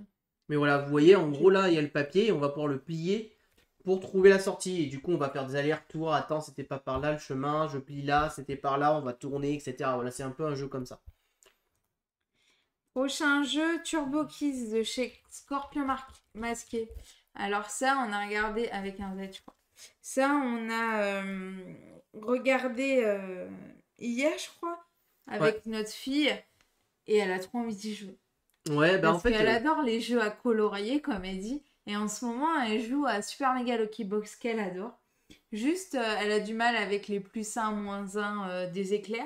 Mais sinon, elle joue mais super bien parce qu'elle adore faire des combinaisons. Et donc l'auteur c'est Emmanuel Gauvin et donc l'éditeur Scorpion Masqué. Et en fait ce jeu-là il m'a clairement fait penser à Complice. C'est un peu Complice pour enfants j'ai envie de dire. Puisque le principe en fait nous allons devoir essayer de faire tracer la route à notre collègue qui a les yeux bandés évidemment. Et on va lui dire ben non va à gauche, va tout droit, tourne etc.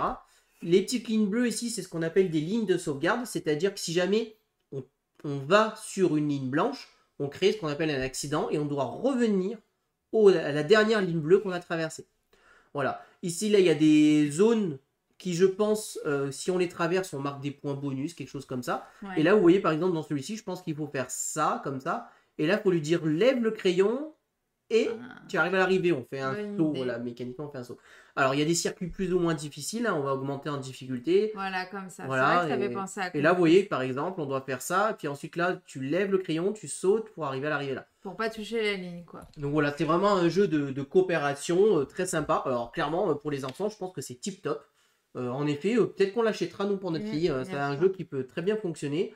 Et en plus, c'est les voitures, ça parle beaucoup aux enfants. Elle adore les voitures. Et donc voilà, ça a l'air vraiment très intéressant. Turbo Kids.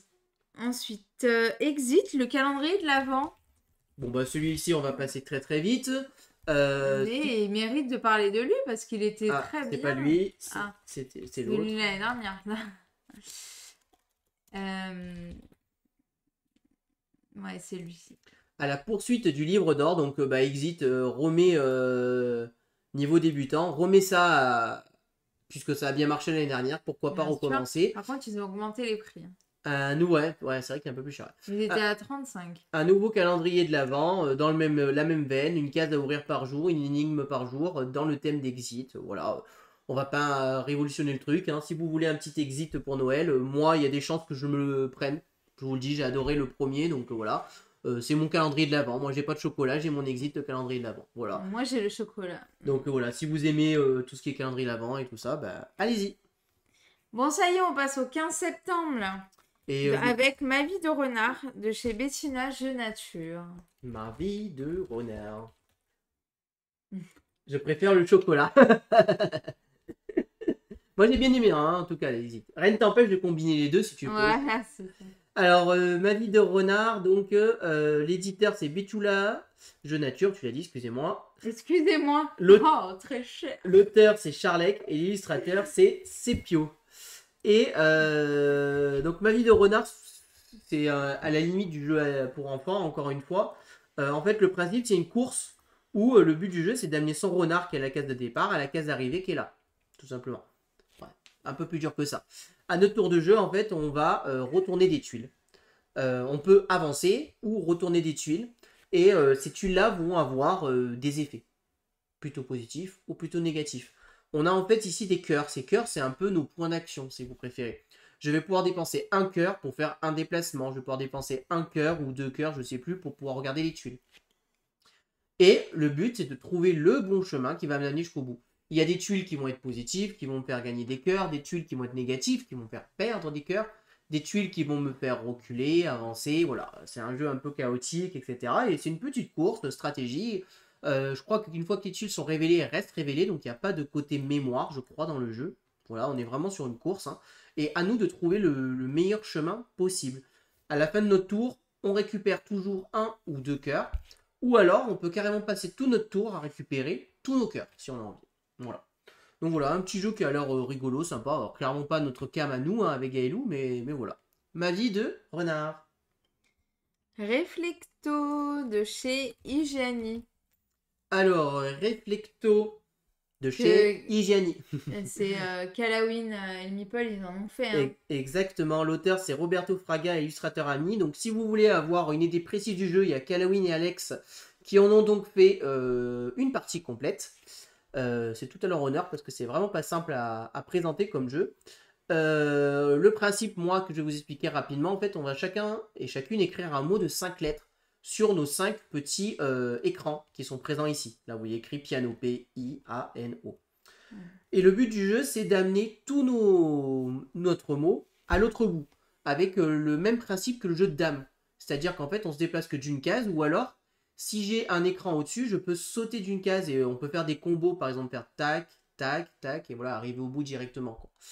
Le petit twist un peu rigolo, c'est qu'on a 2 miroirs. Ces miroirs, vous voyez, sont dans l'autre sens. Ils vont me permettre de voir les lettres de mon adversaire. La partie s'arrête, ou si mon mot est arrivé à l'autre bout, ou alors si j'arrive à trouver le mot de mon adversaire avant. Si à un moment donné, je pense avoir trouvé son mot, je lui dis, et si j'ai trouvé le bon mot, ben j'ai gagné la partie.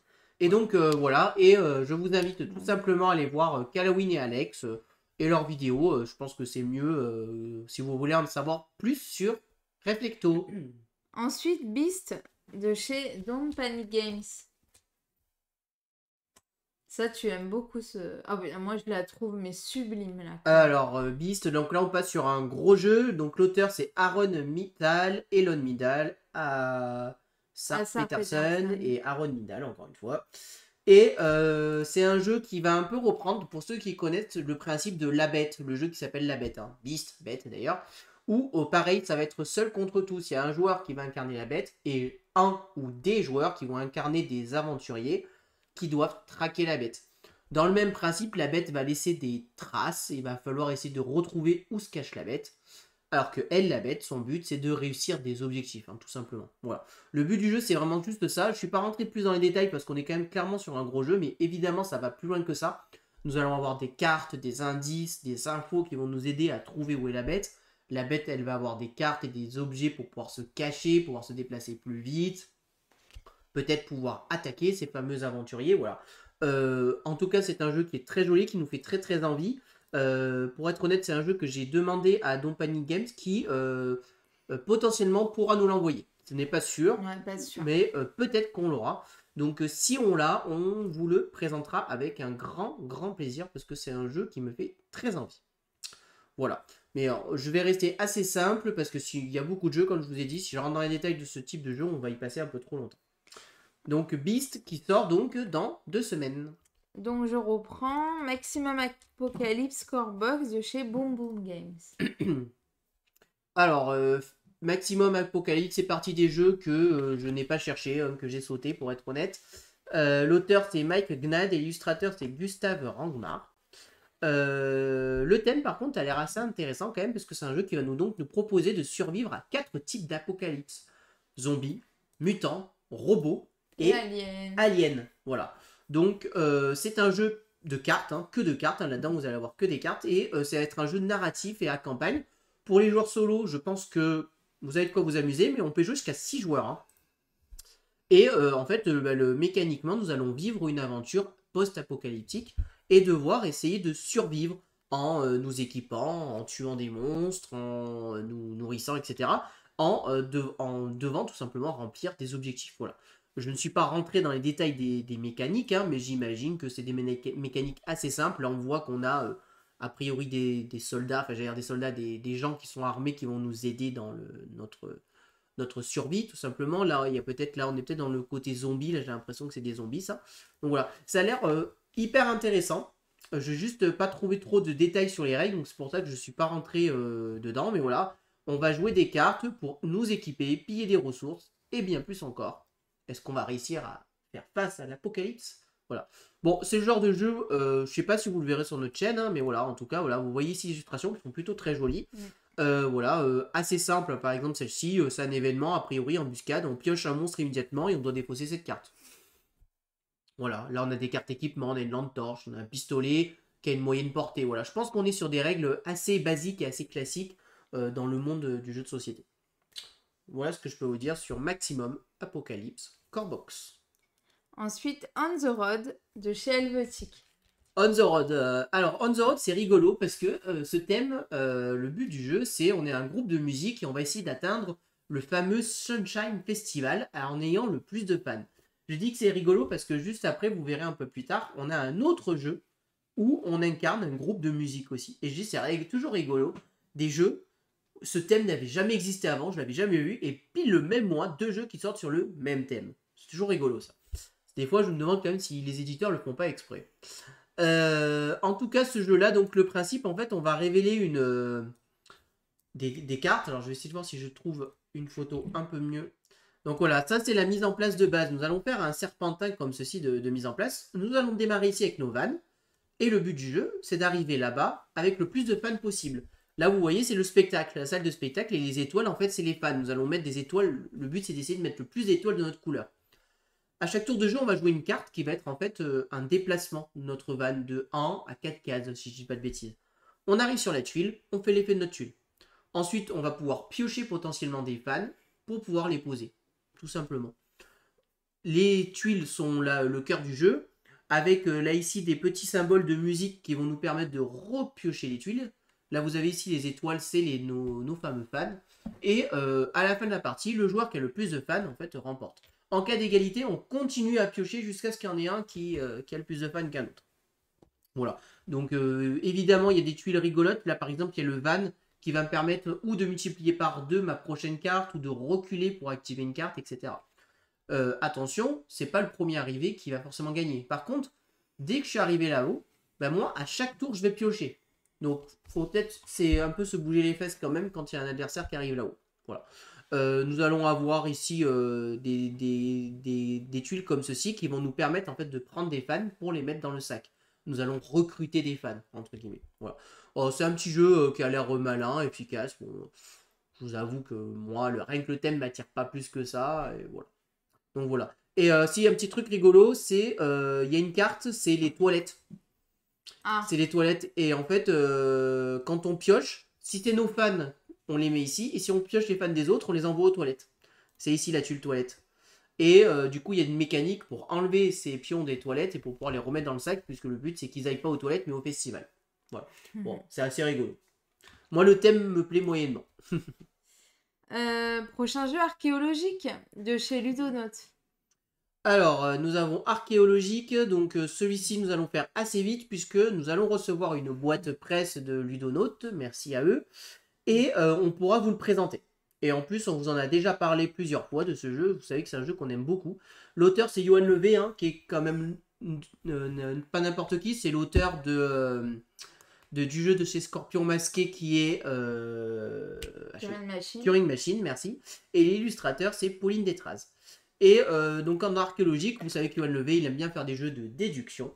Et donc là, le but du jeu, ça va être en fait de retrouver une configuration. C'est-à-dire qu'on a ces polyomino. Ils sont rangés d'une certaine façon. Il y a une config qui est tirée au hasard au départ. Et le but du jeu, ça va être de retrouver la config exacte. Comment nous allons faire pour faire ça? Notre tour de jeu, nous allons avoir des actions en utilisant ce fameux appareil dont je ne me rappelle plus le nom. Et en fonction du nombre d'actions que nous allons faire, du nombre de tours qu'on va dépenser, on va avoir une info. On va pouvoir demander différentes infos. Donc là, vous voyez ici, alors quand on voit comme ça, on a l'impression que c'est du chinois, hein, évidemment. En fonction de comment ça va nous révéler, ça va nous donner une info. Par exemple, l'info que ça pourrait nous donner, c'est on pourrait nous dire, le carré, il est situé, il y a 2 cases du carré qui sont situées sur les zones A et B. Ok, donc ça veut dire qu'il est peut-être le carré. On sait qu'il y a 2 cases qui sont situées là, mais maintenant comment il est situé, on va avoir besoin d'autres infos. Et nous allons avancer comme ça, petit à petit, en demandant des infos, en consommant nos points. Ça reprend le même principe que tout le monde, c'est-à-dire qu'ici, là, ce plateau-là, alors est-ce qu'on est le plus proche? Donc là, voilà, c'est les polyomino, comment ils sont placés, avec les formes et les formes aussi à l'intérieur. Des fois, l'info qu'on va nous dire, c'est qu'on va nous dire, dans la colonne C, il y a 3 trucs comme ceci. Voilà. C'est vraiment un peu comme un mastermind, vous voyez. On va vraiment devoir faire une déduction totale du jeu. Hein. C'est Et un archéoscope. un archéoscope, voilà. Et ici, là, ce plateau-là, c'est nos actions qu'on va dépenser. Et pour savoir à qui c'est de jouer, c'est toujours celui qui est le plus loin derrière. Voilà. Si à un moment donné, on pense avoir la bonne solution, ben on dit, écoutez, je pense avoir la bonne solution, et on vérifie. Évidemment, si on s'est planté, on a des pénalités. Mais si on s'est planté, on nous dit juste qu'on s'est planté. On peut continuer la partie. On nous dit pas que la solution, c'était ça. Voilà. Donc voilà, franchement, un jeu moi qui nous avait été présenté à Cannes, qui nous hype de fou. Et donc, vous aurez la chance de le voir sur notre chaîne. On le reçoit, franchement, on le reçoit très prochainement. Hein. Je pense que La il y a, semaine pro, il y a des peut-être. chances que semaine prochaine on l'ait, voire dans 2 semaines maximum. Enfin, en tout cas, il sort le 15. Ludonote nous a dit qu'on le recevrait quelques jours avant la sortie. Donc, je dirais qu'on le reçoit vers là, à peu près. On devrait le recevoir vers le 10-11, quelque chose comme ça. Voilà. Donc, on vous le présentera. Ensuite, il y a Fire Tower de chez Goliath. Alors, celui-ci, je vais faire vite parce que je vous l'ai présenté le mois dernier. Ouais.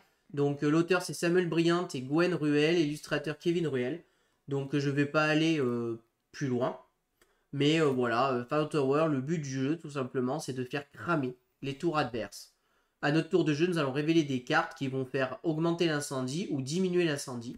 Et le but du jeu, c'est d'essayer de cramer toutes ces tours, les tours de nos adversaires. Voilà. Je ne vais pas rentrer plus dans les détails, je vous invite à aller revoir le live du mois dernier où je vous dis plus en détail sur ce jeu. En plus, on peut cliquer sur les trucs dans la description, vous l'aurez directement. Ensuite, il y a Maître Renard de chez Studio H. Maître Renard Sur un arbre perché, tenait en son bec un fromage, etc. Alors, Maître Renard, on est clairement pour un jeu pour enfants. Hein. C'est une réédition en fait. Hein. C'est un jeu qui est sorti il y a un petit moment. D'accord. Et le but du jeu en fait, c'est vraiment très simple. On va avoir 3 cartes qui sont révélées. Et on va nous dire, vous devez récupérer dans la boîte un mouton, une vache, une brebis, j'en sais rien. On a les yeux bandés hein, avec ces petits caches. Oh, Et avec nos yeux bandés et avec les formes, il va falloir retrouver les bons animaux. Évidemment, tout n'est pas si simple. On a des animaux qui sont là pour attaquer nos adversaires. Par exemple, si je récupère un serpent, là, les petits vers, eh ben, je vais pouvoir voler un des trucs que mon adversaire a pris. Si j'ai récupéré... Non, c'est le renard qui vole, je crois, ou je sais plus. Le marteau, lui, il protège des attaques des serpents, justement. Enfin, voilà. Et à notre tour de jeu, on peut prendre que 3 ou 4 personnages. Voilà. Donc voilà, un petit jeu pour enfants, bien rigolo, bien sympa, qui permet de nous aider sur les formes et tout ça. Évidemment, je vous donne dans le mille, les formes se ressemblent un peu, donc c'est pas si simple que ça. Voilà ce que je peux vous dire sur Maître Renard. Steph Lam, il nous dit 10 sur 10 par la femme. Ah, merci Stéphane, merci à toi. Merci beaucoup. Ensuite, on a Smart 10 Family de chez Wilson Jeux. Alors là, c'est pareil, ça va aller très vite. C'est dans la même gamme, hein, c'est-à-dire c'est pareil que le jeu Smart 10, mais version familiale en fait. Hein. Mais c'est le même principe où nous allons devoir répondre à une question et en fonction de si on sait ou pas, on va révéler un capuchon en disant bah écoutez, par exemple, le thème c'est pays d'origine et on a riz, ok, je sais que le riz, le pays d'origine du riz c'est la Thaïlande. Paf, je retourne, Thaïlande, ok, je récupère le capuchon, je marque un point. Si je me trompe, je défausse mes points, voilà, c'est la même chose que Smart 10, mais plutôt avec des thèmes plus simples en fait, voilà, plus accessibles. Et donc l'éditeur c'est toujours Wilson Jeux et l'auteur c'est Christophe Reiser et Arnaud Stenwonder. Ensuite on a Moestero de chez Matago. Je sais pas les prononcer celui-là. Alors Moestero, Ouais. donc l'éditeur Matago, l'auteur c'est Costa Rolla, l'illustrateur Schéma Roman et Pedro Soto. Pedro. Meo Soto, c'est à être un jeu de placement de dés, hein, tout simplement. Nous allons lancer des dés et venir nous placer dans des zones pour y faire des actions. Donc, le principe, nous allons avoir 5 zones qui sont présentes ici. 1, 2, 3, 4 et 5, comme les chiffres romains. Nous allons lancer les dés à notre tour et venir nous placer. Attention, plus notre dé sera gros, plus nous ferons l'action tard et plus ça nous coûtera cher. Et à chaque fois, on va nous décaler. Vous voyez ici, par exemple, si j'avais mis le 2 ici, le 1 m'a décalé et m'a poussé. Chaque action va avoir une influence dans le jeu. Je ne suis pas rentré plus dans le détail dans les actions, hein, donc je ne rentrerai pas dans le détail. Ce que je sais, c'est qu'on résout toujours les actions dans l'ordre. Donc on résout la zone 1, puis la zone 2, puis la zone 3, 4, puis 5. Et en fonction du chiffre, on va payer plus cher si on a mis un gros chiffre, mais aussi certains chiffres vont être demandés. Voilà. C'est un jeu qui m'intéresse beaucoup. J'ai pas pu trop rentrer dans les mécaniques, puisqu'en fait, je n'ai pas trouvé de règles en français, tout simplement. En tout cas, je trouve le jeu assez joli, assez intéressant. Et en fait, voilà, on va monter sur des pistes. Hein, vous voyez, beaucoup de choses. Là, par exemple, celle-ci, je pense que c'est lié à là. Et on monte sur cette piste. Je sais que ici, on monte sur cette piste-là. Ici, je crois qu'on achète des maisons. Des polyomino, peut-être, ou on place des polyomino. Ici, je pense qu'on doit acheter des choses. Et vous voyez que, par exemple, en fonction du résultat des dés, là, et par exemple, sur un 4, il se passe quelque chose ici, a priori. Voilà. Donc, en fonction de comment ça va se passer, les chiffres vont avoir une importance. Et ici, nous allons construire, hein, puisque je vous rappelle, c'est un jeu de construction. Nous allons ici construire, en fait, la fameuse zone. Donc, voilà, on est chargé de bâtir un monastère. Donc là, c'est la construction du monastère qui a lieu ici. Voilà. Donc, en fonction sur les pistes où on va pouvoir plus ou moins monter vite pour la construction de Monstréo. Donc, on est clairement sur un jeu, un Eurogame, hein, voilà, de construction, gestion d'ouvriers avec des dés. Alors, je suis toujours méfiant avec les dés parce que, on ne sait pas trop si la chance est présente ou pas. Alors, j'espère qu'il y a moyen de contrôler ces dés, voilà. Voilà, ce que je vois aussi, c'est qu'il y a des dés avec des tailles différentes. On a des gros et des petits dés. Ouais. Je ne sais pas quelle est la différence, mais voilà. Le gros dé doit avoir une importance, j'imagine. Voilà ce que je peux vous dire sur Moestero. On a Faraway de chez Catch-Up Games. Faraway, parmi peut-être un des jeux les plus attendus de ce mois. Enfin, en tout cas, j'en entends beaucoup parler. L'auteur, c'est Corentin Lebras et Johannes Goupy. L'illustrateur, c'est Maxime Morin. Et Faraway va avoir un petit truc atypique, c'est qu'en fait, on va sélectionner nos cartes et on va les poser de gauche à droite. D'accord? À notre tour de jeu, on sélectionne une carte, je la pose, et j'en sélectionne une deuxième à mon tour suivant, je la pose à droite, et ainsi de suite. Sauf que pour scorer, on scorera de droite à gauche. On va toutes les remettre face cachée, on va les révéler une à une. Et en fait, le principe du jeu, il va falloir répondre à des missions. Alors, je regarde juste si j'ai des photos d'un peu plus grandes ici. Donc là, vous voyez, on a une config de fin de partie. 1, 2, 3, 4, 5, 6, 7, 8. On s'arrête à 8. Notre tour de jeu, je vous ai dit au début, on prend une et on révèle. Et ensuite, on a une petite rivière, on en prend une et on recommence et ainsi de suite. Et on les a posées de gauche à droite. Pour savoir quelle tuile a lieu en premier, ça, c'est le nombre d'heures que je mets à me balader. En gros, plus mon chiffre va être gros, plus je vais être le dernier à jouer, tout simplement. Enfin, en fin de partie, quand on aura posé tout ceci, pourquoi c'est important le dernier à jouer? Parce qu'en fait, on a une rivière, sauf que la rivière, on la re-remplit pas. Ce qui veut dire que si je suis le dernier à jouer, je vais avoir pas trop de choix de cartes. Ça, c'est très, très important. Et ensuite, nous allons les révéler et les refaire face cachée et les scorer de droite à gauche. Ce qui veut dire que celle-ci, là, par exemple, elle me demande, pour remplir la mission et marquer 3 points de victoire, de posséder 3 symboles comme ceci et d'avoir des cartes comme ceci.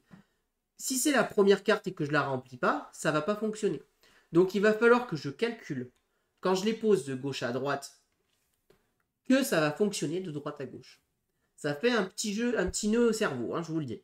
Donc voilà. Donc autant vous dire qu'il faut bien réfléchir aux icônes qu'on choisit en disant « Ok, j'ai cette icône, maintenant je peux poser cette carte qui va comboter avec celle-là qui a fait avant. » Voilà.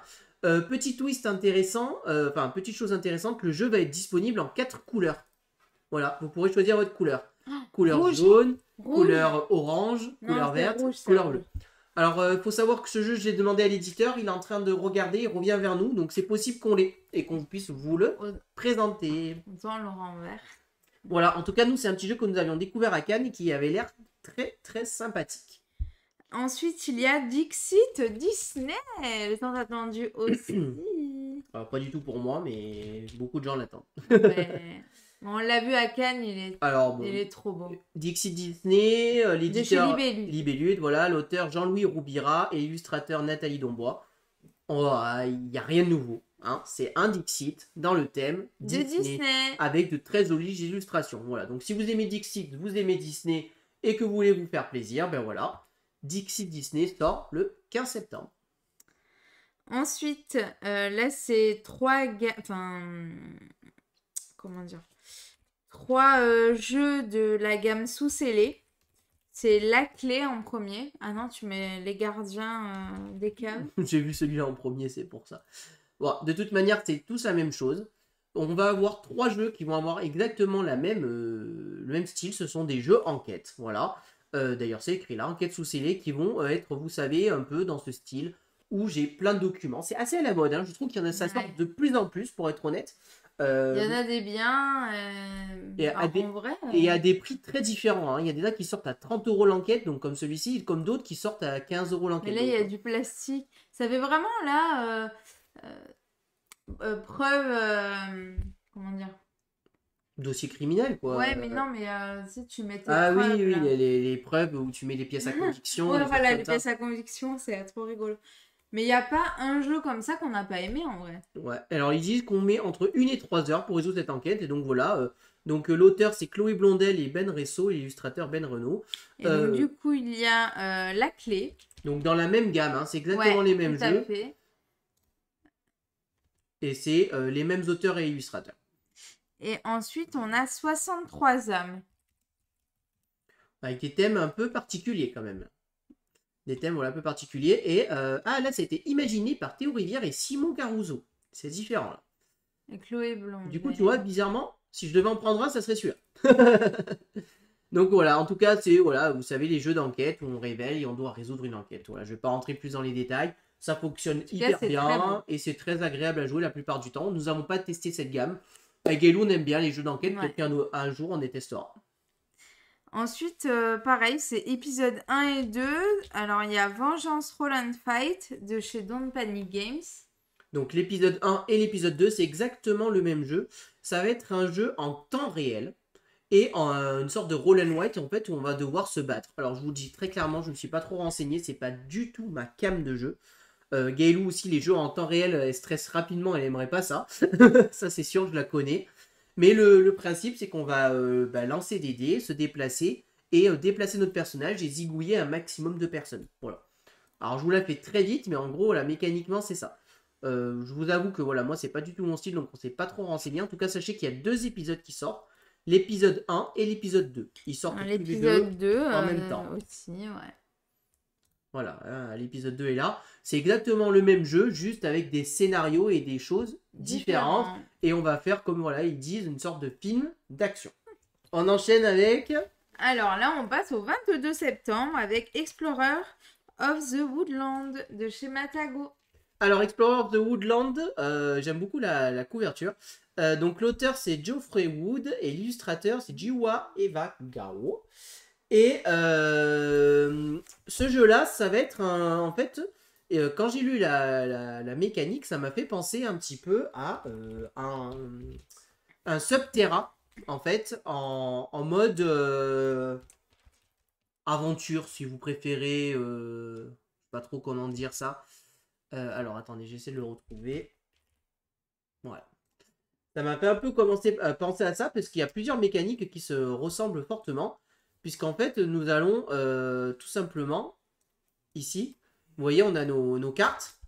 Et en fait, au début de la partie, on a juste la carte centrale avec nos personnages dessus. Et à notre tour de jeu, nous allons révéler des tuiles pour faire des connexions, un peu comme dans Subterra. Ouais, je reconnais. Ces tuiles-là vont avoir des bonus, des coffres, peut-être des monstres qu'il va falloir combattre. Et à notre tour de jeu, on va pouvoir se déplacer pour les combattre.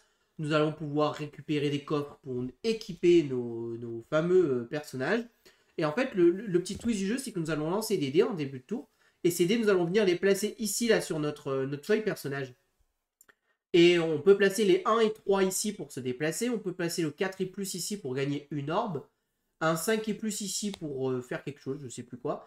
Et ici un 6 pour avoir un dé combat supplémentaire.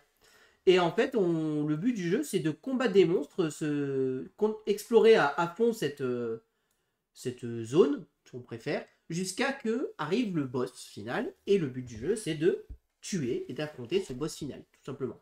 Voilà, donc c'est un petit jeu tout mimi. Là, vous voyez, ces petits champignons, c'est des monstres qu'il va falloir battre en lançant des dés, en les affrontant. Alors, je vous passe, évidemment, il y a plein de petites micro-règles, hein, mais voilà. Et ça, ici, ce sont des boss. Voilà, ce sont des boss. Donc, évidemment, on n'en affronte que un par partie, mais voilà, ce sont des boss qu'on va pouvoir affronter. Chaque boss ayant sa particularité, ses points de vie, voilà. C'est un jeu tout mignon, tout sympa, mais je l'ai trouvé assez tiré de Subterra, quand même, mécaniquement parlant. Voilà. Et en tout cas, ce qui est intéressant, par contre, c'est qu'il y a une campagne. C'est un mode campagne et c'est légèrement narratif. Voilà. Voilà ce que je peux vous dire sur Explorer of the Woodland. Alors, le prochain Dorf romantique, le jeu de plateau. Alors, ça, je pense que c'est un jeu très attendu, puisque je vous rappelle que c'est quand même un des jeux qui a eu le Spiel, cette année, hein, tout simplement. L'éditeur, c'est Michael Palm et Luc Azak, et l'illustrateur, c'est Paul Rieb. Alors, vraiment très très attendu. Et ben, moi, je vous avoue que je l'ai vu donc à l'association qu'on était allé à Jeux des Lignes. Et très honnêtement, il m'a pas plus hype que ça. Je l'ai trouvé trop simple, si je puis dire. Trop classique, je sais pas. J'ai pas accroché en fait, hein, tout simplement. J'en ai fait une demi-partie avec les gens en y regardant. Enfin, j'ai pas joué, mais j'ai regardé une partie plutôt. Pourquoi il y est pas? J'ai mal écrit. Non, c'est ça. Ah, c'est accroché. Ouais, tout accroché. Et je vous avoue que moi, ça m'a pas plus hype. Mais le principe du jeu, c'est vraiment hyper simple. Hein. Au début de la partie, il n'y a rien, bon, c'est pas compliqué. Et le but du jeu, c'est vous allez poser une tuile et vous allez devoir la poser. C'est un jeu en coopération, donc vous pouvez discuter avec les gens.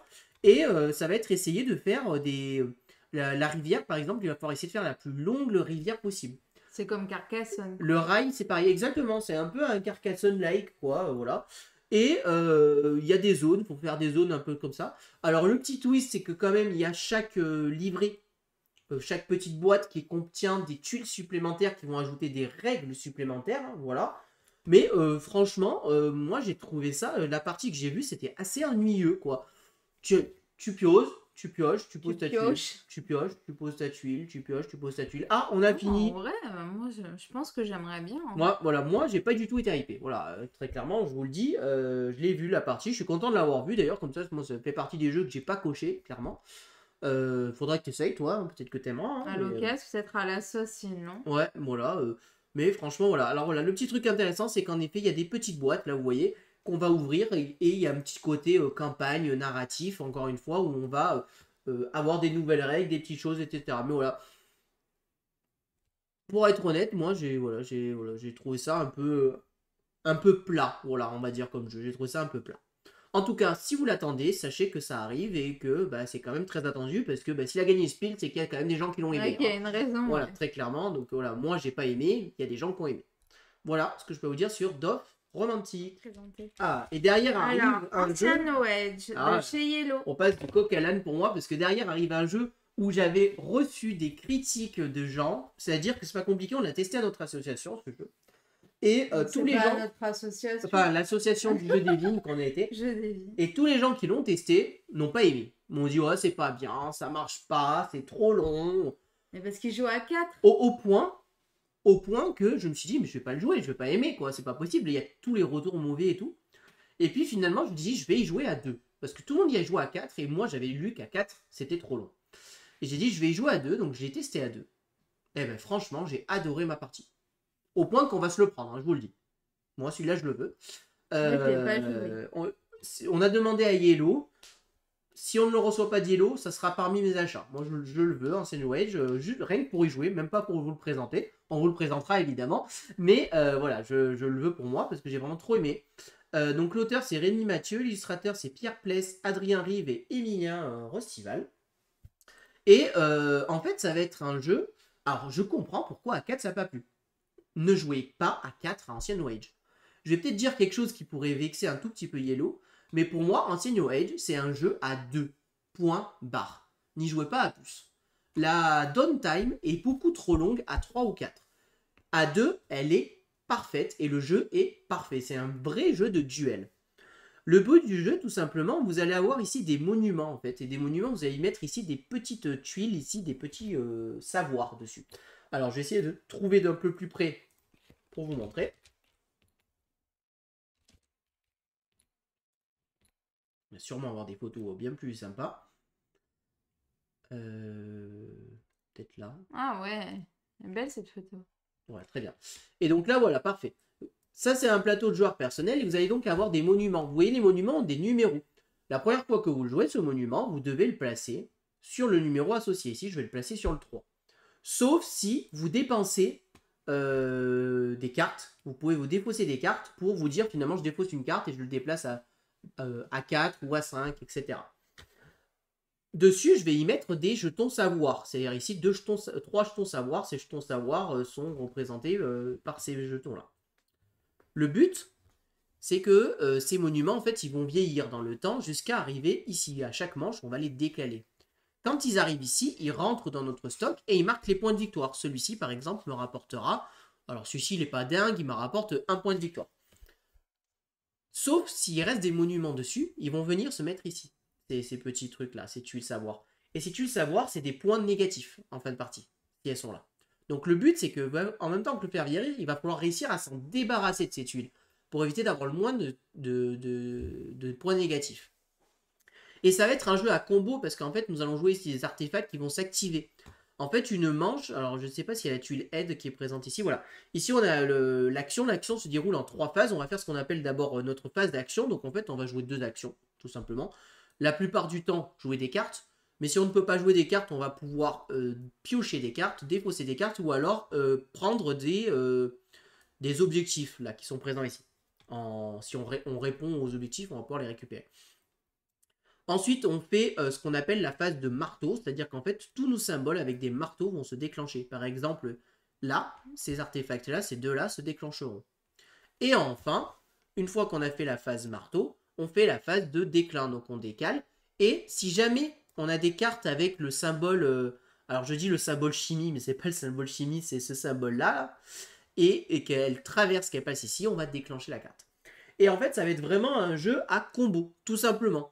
Il y a des cartes qu'on ne va jamais vouloir passer là, parce qu'en fait, elles sont tellement puissantes, elles nous apportent tellement de pouvoir qu'on va essayer tout le temps, une fois qu'elles sont là, de les faire repartir là-bas. Et ainsi de suite. Voilà. Et celles qui ont des points de victoire, on va essayer de les faire passer. Des fois, ça combatte entre elles. Il y a des cartes qui vont nous dire si vous avez 3 oranges là, vous faites ci, etc.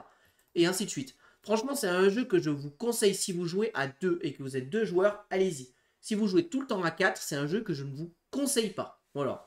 Pour moi, c'est vraiment ce que je vous dirais. Après, ils font ce qu'ils veulent. Hein. Vous faites ce que vous voulez. Moi, c'est mon conseil. Si vous jouez à 2, allez-y. C'est vraiment un excellent, excellent jeu. Voilà ce que je peux vous dire sur Ancien No Age. Alors, prochain jeu, Potage Sauvage de chez Yellow. Alors, Potage Sauvage, c'est pareil. On l'a présenté au dernier live. Donc, je ne vais pas vous le représenter. L'auteur, c'est Rainier Kinesia et l'illustrateur, c'est Jérémy Fleury. Et on est sur un jeu de pli où le principe, on va faire un peu notre potage, hein, notre soupe, hein, tout simplement. Et le petit twist de ce jeu, c'est que les plis ne s'arrêtent que quand la somme des cartes feront 10. Et donc, à nous de bien calculer pour savoir qui va remporter le pli quand la somme des cartes feront 10. Voilà, tout simplement. Je rentre pas dans le détail, mais en fait, on va avoir des cartes devant nous, des cartes recettes qu'on va devoir essayer de produire. C'est un petit jeu malin de pli familial. Voilà. Prochain jeu, Come Together de chez Matago. Voilà, donc ça, c'est l'autre jeu que je vous disais dans le thème de la musique. De la musique. Hippie. Hippie, voilà, fête foraine, pas fête foraine, festival, voilà. Et donc là, sauf que là, on est sur un jeu un peu plus expert, hein, quand même. J'ai pas trouvé beaucoup d'infos, donc je vais pas rentrer dans les détails sur ce jeu. L'auteur, c'est Asif Svensson, Vegard Eliasson Sterid et Asmund Svensson. Et l'illustrateur Eod Group. Ça, c'est un groupe, donc c'est ou un groupe d'illustrateurs ou de la... L'IA, mais je pense pas, vu les cartes, ça doit pas être de l'IA, je pense. Et c'est un jeu de placement d'ouvriers où on va devoir en fait essayer de participer au mieux à un festival. Je vais pas rentrer plus dans les détails, je n'ai pas travaillé ce jeu, hein, voilà. on est dans les années 70 et on va avoir une mécanique de placement d'ouvriers qui est dite très interactive. Voilà. Et apparemment, les mécaniques s'imbriquent super bien les unes entre les autres. Donc voilà, j'ai eu du mal à trouver des infos sur ce jeu-là, donc je vous en dirai pas beaucoup plus.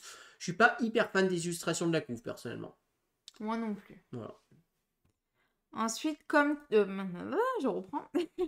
Ensuite, Tiny Epic Dungeons de chez Pixie Games. Donc là, nous allons arriver dans des jeux que j'ai moins travaillé, hein, donc je vous le dis de suite. On va juste faire plus de la présentation en disant que ça sort. Donc dans la gamme des Tiny Epic, on a Tiny Epic Donjon qui arrive enfin, parce que je sais que c'était... Enfin, ceux qui aiment bien la gamme Tiny Epic, vous savez que c'est ces petites boîtes qui dégueulent de matériel. Donc là, on est sur un donjon crawler Tiny Epic, hein, tout simplement, un petit donjon crawler où le principe, bah voilà, on va devoir explorer et tuer du monstre, hein, tout simplement, avec une mécanique où on va être coopératif. Donc voilà. L'auteur c'est Scott Helms, l'illustrateur c'est Nicolas Tavask et Yann Rosenthal. Voilà. Et donc là, on est clairement dans un thème donjon, hein, donc gobelins, sbires, pièges, voilà, je vous en passe des meilleurs. Si vous aimez un peu tout ce qui touche à Donjons et Dragons, des choses comme ça, c'est peut-être quelque chose qui peut vous plaire. Moi, parmi les Tiny Epic, ça peut être potentiellement un des Tiny Epic qui m'attire le plus, puisque j'aime beaucoup ce thème.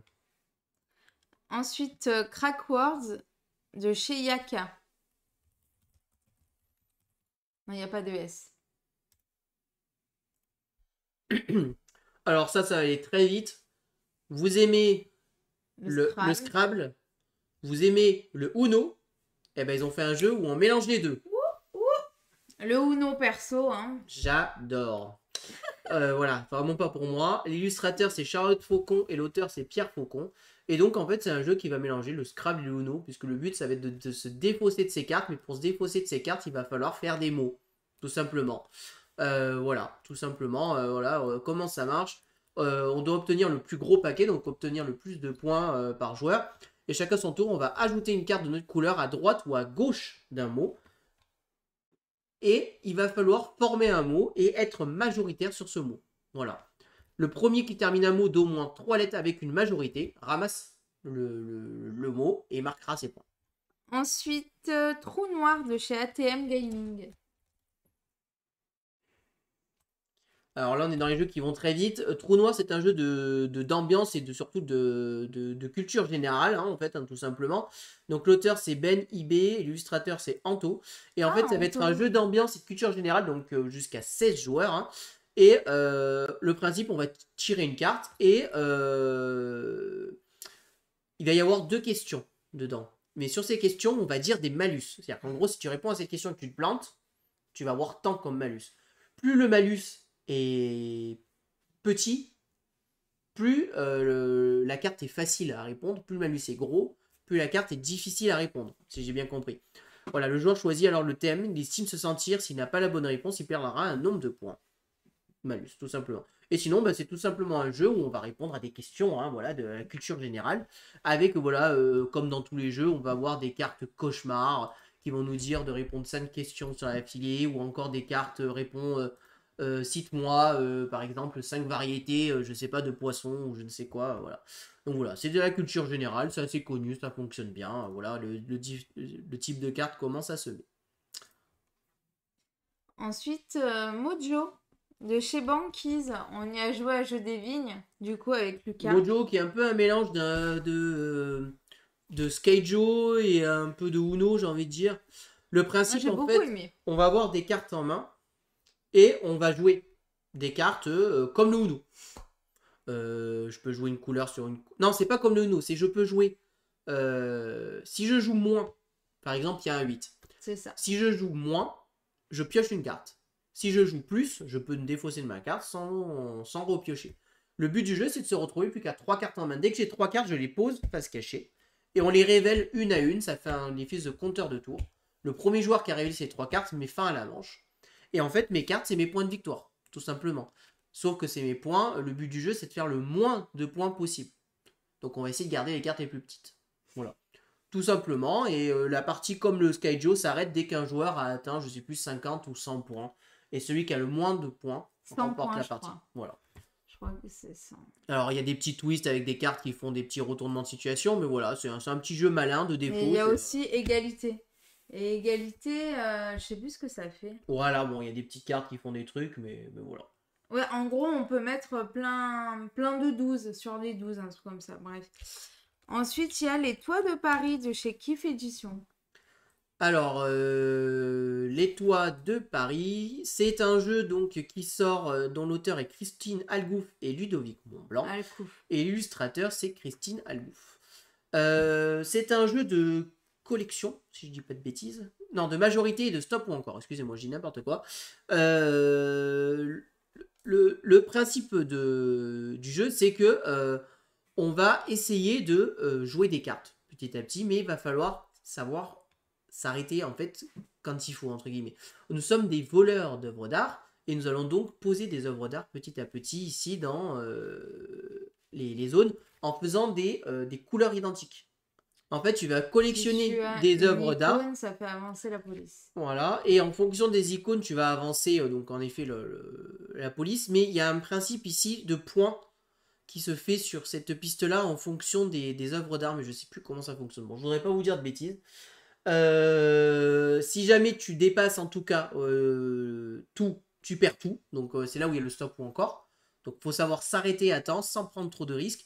Et le but c'est d'avoir la collection la plus grande par rapport à nos adversaires. Voilà, ça c'est assez classique. Et en fait, quand je dis la plus grande, c'est avoir en fait les majorités, tout simplement de couleurs par rapport à nos adversaires. C'est un jeu assez attendu qui fonctionne bien. Là, vous voyez par exemple ici on a des majorités en fonction des cartes. Et bon, ça a l'air assez sympathique. Donc voilà, les Toits de Paris. Ensuite, TTMC Paris 2024, Jeux Olympiques et Paralympiques de chez Édition Bon, ben là, Nouvelle. on va faire C'est très un vite. nouveau Hein. TTMC C'est sur le thème de Paris Voilà, 2024. clairement un TTMC complètement commercial sur le thème des Jeux Olympiques. Donc si vous aimez les Jeux Olympiques, voilà, sachez qu'il y a TTMC qui sort. Et donc les éditeurs, c'est les éditions de base. Bah, c'est ça, hein, c'est TTMC.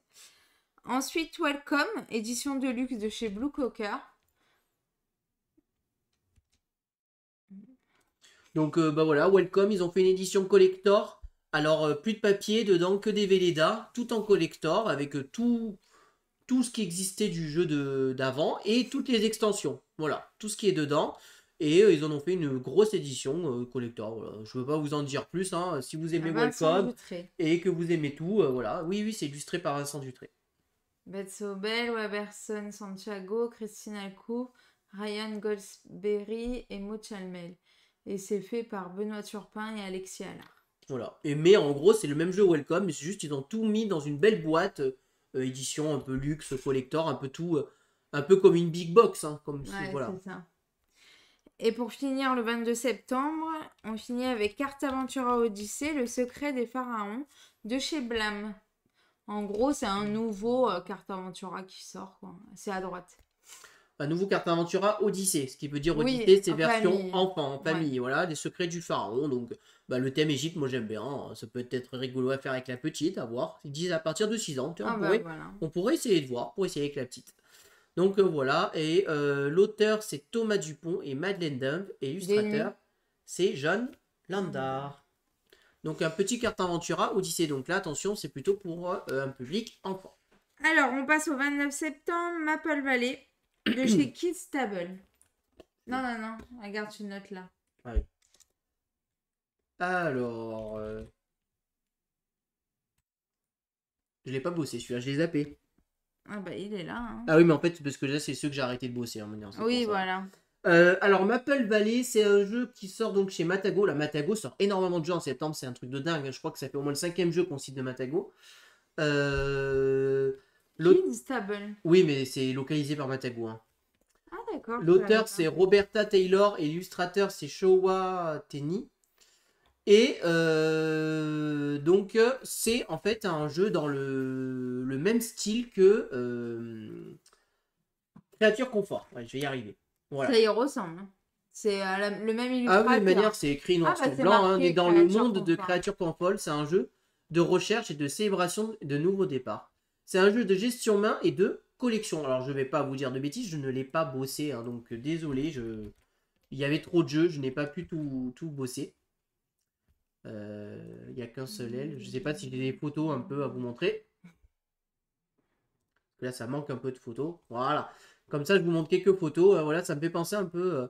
En effet, c'est dans le même style que Créature Confort avec les trucs qu'on va prendre et tout. Ça va pas du tout être le même style de jeu parce que Créature Confort, je crois qu'on lançait des dés et c'était de la pose d'ouvrier. Là, a priori, c'est pas de la pose d'ouvrier. Là, je vois pas de dés déjà. Donc, par contre, c'est vraiment les mêmes illustrations, le même truc tout choupi, comme on pouvait l'aimer pour ceux qui ont aimé. Voilà, Maple Valley. Il y a Castle of Mad King Ludwig de chez Lucky Dog Games. Alors ça fait partie des jeux, je pense, qui sont assez attendus. Castle of the Mad Ludwig. Donc ça, c'est un jeu que j'ai pu tester à Jeux des Vignes. Et en fait, le principe du jeu, en fait... Alors, attendez, je vais d'abord dire l'auteur, c'est Ted Alpach, l'illustrateur Kate Curis, Agnieszka Drobodiska et Oli Tim Tim. C'est un jeu, en fait, où on va construire notre château. On va devoir essayer de construire les plus belles, salles de notre château. Et le twist du jeu, en fait, c'est que ça va être une mécanique d'enchère au départ. Au début, on va avoir toutes nos tuiles. Et un tour de jeu, c'est quoi? C'est qu'en fait, au début, il y a un joueur qui va être le constructeur. Je vais appeler lui comme vous voulez. Je ne me rappelle plus, le maître d'œuvre. Et c'est à lui qu'on va acheter les tuiles. Et c'est lui qui va choisir comment il place les tuiles en disant celle-ci, elle vaut 10 000, celle-ci, elle vaut 5 000. Il va évidemment regarder les autres joueurs, qu'est-ce qui les intéresse. Mais il ne faut pas qu'il les mette trop cher. Parce que s'il les met trop cher, les joueurs, ils ne vont pas lui acheter parce qu'ils n'auront pas assez d'argent. Mais il ne faut pas qu'il les mette gratis non plus, puisque la thune, c'est lui qui la récupère. Donc à lui de calculer comment ça va être fait. Les autres joueurs vont acheter une tuile et ils vont la poser dans son château. Le but du jeu, c'est de faire des connexions et de fermer les salles. Dès qu'elles sont fermées, alors dès qu'on achète une salle, on gagne le bonus de la salle. Et dès qu'on ferme une salle, on gagne un bonus. Après, c'est un système de combo. C'est assez thématique. Par exemple, les salles violettes, ce sont celles qui font du bruit. Alors que les salles bleues, ce sont celles où on dort. Et ben, par exemple, il ne faut pas mettre les violettes à côté des bleus. Parce que on fait du bruit, on empêche de dormir les gens. Voilà. C'est assez thématique, ça fonctionne bien. Faudrait que je refasse une partie. Parce que moi, la partie que j'ai faite n'était pas tout à fait dans les règles de l'art. J'ai pas trouvé ça désagréable. J'ai pas trouvé ça non plus oufissime. Donc à voir, parce que c'est un jeu qui m'intéressait, moi. Donc on verra ça. En tout cas, ça sort le 29 septembre. Et sachez que c'est une réédition du même jeu qui était déjà sorti il y a plusieurs années. Alors ensuite, on a les Djeko. Alors les Djeko, on va faire simple. Là, on va vous présenter tous les jeux enfants Djeko. On vous les présente juste et on dit que ça sort comme des extensions. Little Memo Garden. Enfin, ça sort, j'ai l'impression de le voir depuis des années celui-là. Donc un petit jeu de Djeko avec les petites tortues là, on va faire des petits tours. Alors des 2 ans, hein. Donc là on est clairement du enfant-enfant. L'auteur c'est Baba Yaga et l'illustrateur c'est Nathalie Chou. Ensuite, Little Lucky.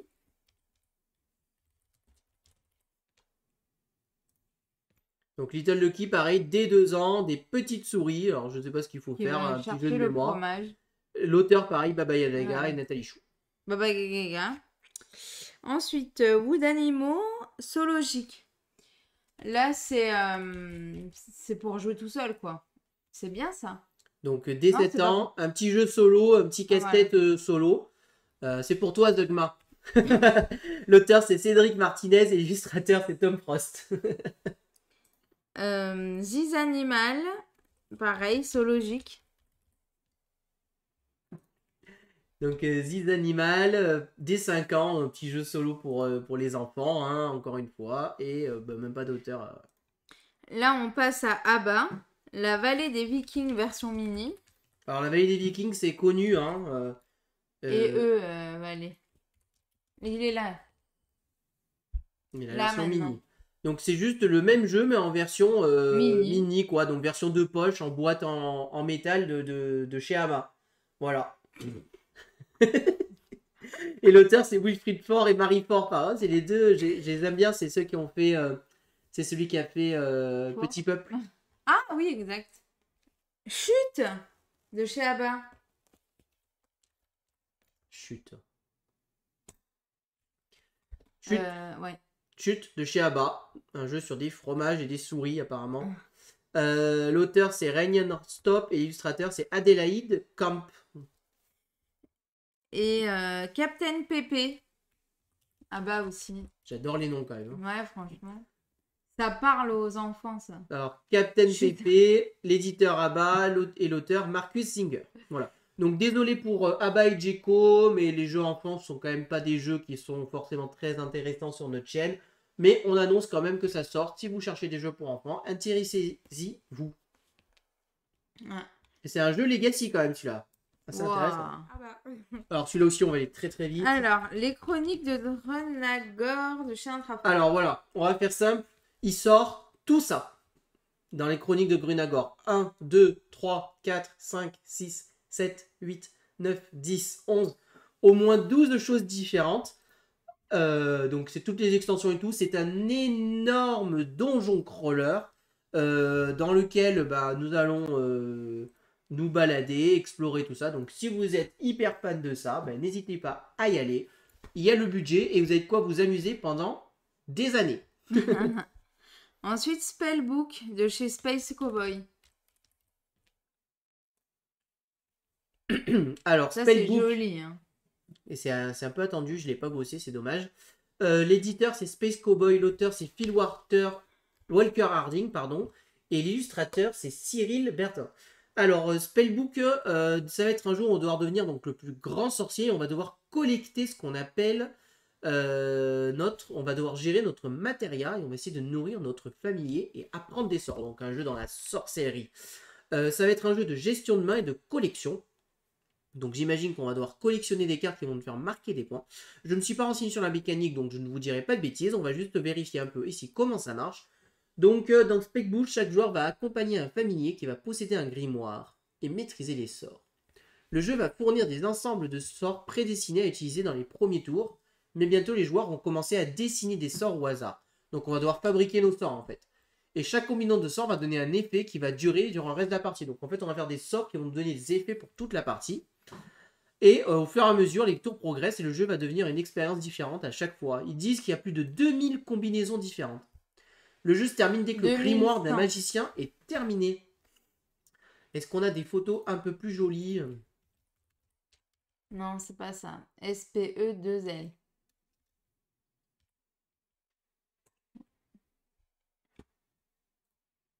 On a la même photo mais en plus grand quoi, non?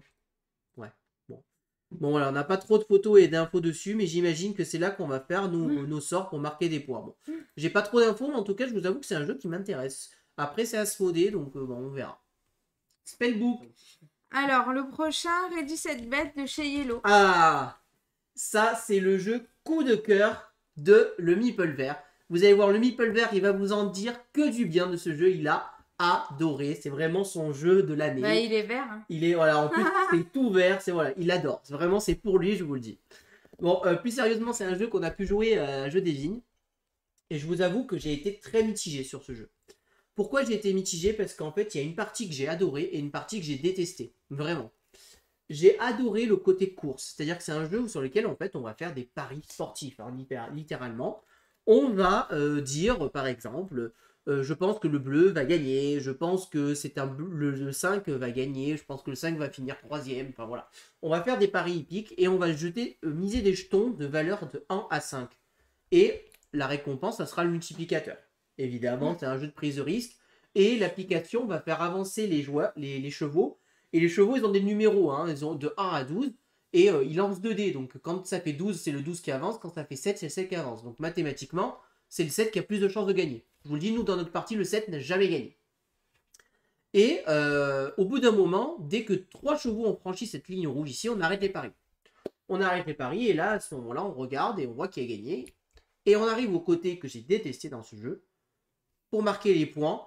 Ensuite, on va venir mettre des tuiles sur chaque chevaux pour dire lui, il a fini premier, deuxième. Et là, c'est un casse-tête. Attends, lui, il a fini premier, je marque combien de points, je le multiplie, je récupère mes points. Lui, il a fini deuxième, je marque mes points. Je vous jure, c'est horrible. Vraiment, c'est horrible. Même en simultané, c'était pas dingue. En plus, on a des cartes qu'on est censé rajouter, que ça alourdit le jeu. Alors, je vous dis, si vous prenez le jeu, ne mettez pas ces cartes. Vous les balayez, vous les enlevez. Ça alourdit le jeu d'une force. Franchement, j'ai pas compris l'intérêt de ces cartes. Par contre, on retrouve vraiment un côté ambiance hippique, Paris et tout. Et on est là, ouais, vas-y, faut y aller et tout. Et là, ce côté-là, c'est vraiment super intéressant. On est vraiment dans l'ambiance, on parie. À quel moment je parie? Est-ce que je parie vite parce que les cases sont libres? Est-ce que j'attends un petit peu, etc. Ça, c'est vraiment très très bien. Mais le décompte des points, je vous jure, c'était une catastrophe. Voilà. Donc voilà, en tout cas, si vous aimez les jeux d'ambiance, que vous voulez vous amuser sur les paris Big Two, allez-y, c'est un très bon jeu de paris. Alors ensuite, Expédition et Expédition Ironclad Edition de chez Matago. C'est pareil en fait, hein, c'est la même chose. Oui, je sais, mais j'ai dit les deux. Voilà, en fait, il y a les versions classiques boutique et la version luxe qui Ouais, sort. c'est ça. C'est clairement un des jeux les plus attendus dans l'ambiance Site. C'est dans le même univers que Site. Et donc, c'est des mécaniques où on va retrouver notre choix pour les fans des ruines de Narnak ou de Great Western. De Narnak. Alors, c'est assez rigolo parce qu'ils prennent comme référence quand même les ruines de Narak, Great Western Trail et Site. C'est pour moi quand même 3 jeux très très différents pour avoir joué aux 3. Hein. Très clairement, c'est vraiment pas la même difficulté, la même chose. Bon. C'est un jeu où pareil, on va voir l'univers machine et tout ça. Donc l'éditeur c'est Stone Meyer, l'auteur c'est Jamie Stegmaier et l'illustrateur c'est Jakub Rosalski. C'est Matago. Hein, et donc ça va être un jeu d'exploration compétitif. Oui, c'est Matago. Ah oui, voilà. Et en fait, ça c'est l'éditeur de base. Ok, d'accord. Donc voilà, ça va être un jeu où on va retrouver un peu l'ambiance site, on va devoir explorer, se balader, il y a de l'antique building, de la gestion de main, de l'exploration, mais on n'est pas sur comme un site où on a un 4X. Hein, voilà. C'est plus léger que site, j'ai l'impression quand même, mais ça m'a l'air quand même bien complet, bien sympa. Moi, c'est parmi les jeux qui m'intéressent beaucoup. Est-ce que c'est celui-là? Oui. Il est assez attendu. Nous, on a tellement de jeux que c'est pas sûr qu'on se le procure, mais voilà. Vous voyez un peu, je vous montre quelques photos, là, les figurines, voilà. Donc voilà, c'est un jeu avec un univers très sympa. J'ai pas lu les mécaniques, donc je ne vais pas vous dire n'importe quoi. Sachez qu'en tout cas, il y a un mode solo. Et en tout cas, chez Ludum, ça a plu à quand même beaucoup de gens. Donc faudra que je m'y intéresse. Il fait partie des jeux que je vais m'intéresser de plus près à Vichy. Ensuite, il y a Planet Unknown édition limitée de chez Ori Games. Alors, c'est un jeu pas du tout attendu pour le coup. Donc, Planet Unknown qui est très attendu. Alors, c'est l'édition limitée. Planète mystère offert. Donc, ça, c'est sûrement la version Kickstarter peut-être ou un truc comme ça. Je sais pas pourquoi il y a écrit édition limitée. Ou peut-être l'histoire de la planète offerte. Ouais, peut-être. En tout cas, ça sort fin septembre ou début octobre. Ça sort bientôt. C'est hyper attendu. Nous avions fait une partie à Cannes avec Gaëlou de ce jeu. Je vous l'ai déjà pitché. Donc je vais peut-être pas vous le repitcher, mais voilà, c'est un jeu où nous allons terraformer notre planète chacun. Et en fait, ce qui est assez rigolo, c'est qu'en fait, on a ce plateau à fromage. Moi, j'aime bien l'appeler le plateau à fromage. Et on va se mettre en face et nous allons devoir prendre un des deux polyomino. Nos adversaires, eux, vont se retrouver forcément en face d'un autre et vont aussi prendre des polyomino, pardon, et on va devoir les placer sur notre planète. Dès qu'on va recouvrir certaines zones, on va marquer des points. Chaque domino, en fait, a des effets. Les gris font monter sur la piste des gris, les verts sur la piste des verts, les bleus sur la piste des bleus, etc. Et on a notre plateau personnel qui va monter. Et en fait, ça va être un jeu à combo. Paf, je monte là, ça me permet de faire ça, ça me permet de faire ci. Sur notre plateau de jeu, on va essayer de se débarrasser de nos comètes. On va avoir des comètes qui vont tomber. On va avoir une petite voiture qui va se balader, qui va nous permettre de marquer des points aussi. Voilà. Non, c'est vraiment un très très bon jeu. Moi, j'ai passé une très très bonne partie. Le seul problème que j'avais, c'est que je le trouvais un peu cher, mais là, je le vois quand même à 60 €. Je trouve qu'à 60 €, on est sur un prix convenable. Par contre, attention, à 60 €, je pense que les plateaux ne sont pas double couche. Voilà, je ne pense pas qu'ils soient double couche, alors que dans la version que nous avions testée, les plateaux étaient double couche. Donc voilà, voire triple couche, il parlait à un moment, je ne sais pas trop quelle est la différence, mais voilà. En tout cas, c'est un jeu très attendu, c'est un très bon jeu. Vous pouvez y aller, c'est vraiment très très bien. Peut-être que c'est un jeu qu'on se prend au drap, je verrai ça en fonction de nos finances, parce que moi c'est un jeu que j'avais vraiment beaucoup aimé. À 60 € peut-être, on verra. À voir, on va voir. Parce qu'on a tellement de jeux à vous présenter en septembre de toute manière, et puis nous on est une semaine, on n'est pas là en septembre, donc on verra. Le prochain c'est Monumental de Funforge. Alors celui-ci je vais aller vite, parce que je vous l'ai déjà pitché plusieurs fois. Il a été reporté plusieurs fois. Donc pardon, je suis désolée, je commence un peu à fatiguer. Normalement, ça sort cette fois-ci. Matthew Dustan et collectif. Donc, je vous invite à revoir nos lives où on l'a déjà pitché. Mais c'est un jeu de conquête de territoire hein, et de léger 4X où en fait on va explorer le monde. Il y a Halloween et les Meeple qui ont fait une vidéo dessus. N'hésitez pas à aller la voir. Ensuite, Quick Shot de chez Banquise. Quickshot, c'est un tout petit jeu qui sort, dont l'auteur c'est Seiji Kanai et illustrateur c'est Pauline Détraz. Alors c'est un jeu un peu particulier, j'ai eu beaucoup de retours négatifs sur ce jeu, hein. C'est un jeu à élimination, donc apparemment on peut jouer un tour et se faire éliminer. Alors les parties sont très rapides, hein, c'est 10 minutes, hein. Mais bon, un peu voilà, ils disent à la bataille royale, hein. Donc c'est un jeu où on va s'éliminer les uns les autres, hein. À chaque moment, les joueurs reçoivent 5 cartes. Le premier joueur joue une carte, puis les autres joueurs jouent une carte face cachée. Une fois que tout le monde a joué, les cartes sont révélées. Attention, les doublons sont écartés, les effets des cartes restantes sont activés et certains modifient la puissance des cartes et d'autres éliminent directement des adversaires ou vont nous permettre de protéger. Donc c'est vraiment un jeu one shot, le battle royal des cartes. Ensuite, Hill of Sky Big Box de chez Lookout. Bon, bah alors c'est une big box, donc ça va aller très vite. ISLE. Donc la version big box de Hills of Sky qui arrive. Donc si vous avez mis Hills of Sky, bah là vous avez la big box, hein, qui sort. L'auteur c'est Andreas Pelikan et Alexander Pfister. Et illustrateur c'est Clemens Franz. Ensuite, Traître à bord de chez Savannah. Savannah qui font souvent des jeux d'ambiance. Donc Traître à bord qui sort le 29 septembre. Donc on va incarner un pirate qui va tenter de remplir le coffre de l'équipage. Donc on est clairement sur un jeu d'ambiance, un 3 à 8 joueurs. Et ça va être un jeu de bluff, de mémoire et à rôle caché. Voilà. L'auteur c'est Jiang Xiachu et l'illustrateur c'est Laura Bazori. Dernier jeu du 29 septembre, Castle of Burgundy. Un jeu que j'attends énormément. Les châteaux de Bourgogne. Les châteaux de Bourgogne version luxe. Bon, ça reste les châteaux de Bourgogne. Hein. Ouais. Si vous avez déjà le château de Bourgogne, vous n'avez pas besoin de celle-là, mais c'est une version vraiment luxe du jeu. Hein, donc voilà. Moi, ça m'intéresse parce que on adore les châteaux de Bourgogne et la version luxe est vraiment magnifique. Donc voilà. Sinon, ça reste les châteaux de Bourgogne avec la même mécanique de jeu. Et donc l'éditeur, c'est toujours Aléa et Joaquin Rims, c'est distribué par Ravensburger. Et l'auteur, c'est Stefan Feld. Donc ça y est, on passe aux... Ah non, pardon, excuse-moi. Il y a environ septembre, il y a un jeu, c'est Nekofima de chez Unfriendly Games. Je ne sais pas du tout bosser. Donc comme c'est courant septembre, il y a des chances que ça bouge. Mais a priori, l'auteur c'est David Carmona et Karen Nguyen. Et l'illustrateur c'est Jill Warmos. Et c'est un jeu d'adresse. Ah oui, on l'avait vu. C'est le truc. On l'avait vu ce jeu, ça avait l'air particulier. Ouais, on l'avait vu. Et c'est un jeu d'adresse en bois dans lequel il va falloir maintenir un équilibre, toute une installation. Et ça peut se jouer en compétitif. Ça avait l'air assez rigolo comme jeu, on l'avait vu, on n'y a pas joué. Alors les jeux d'adresse, moi je suis pas bon, ça c'est clair.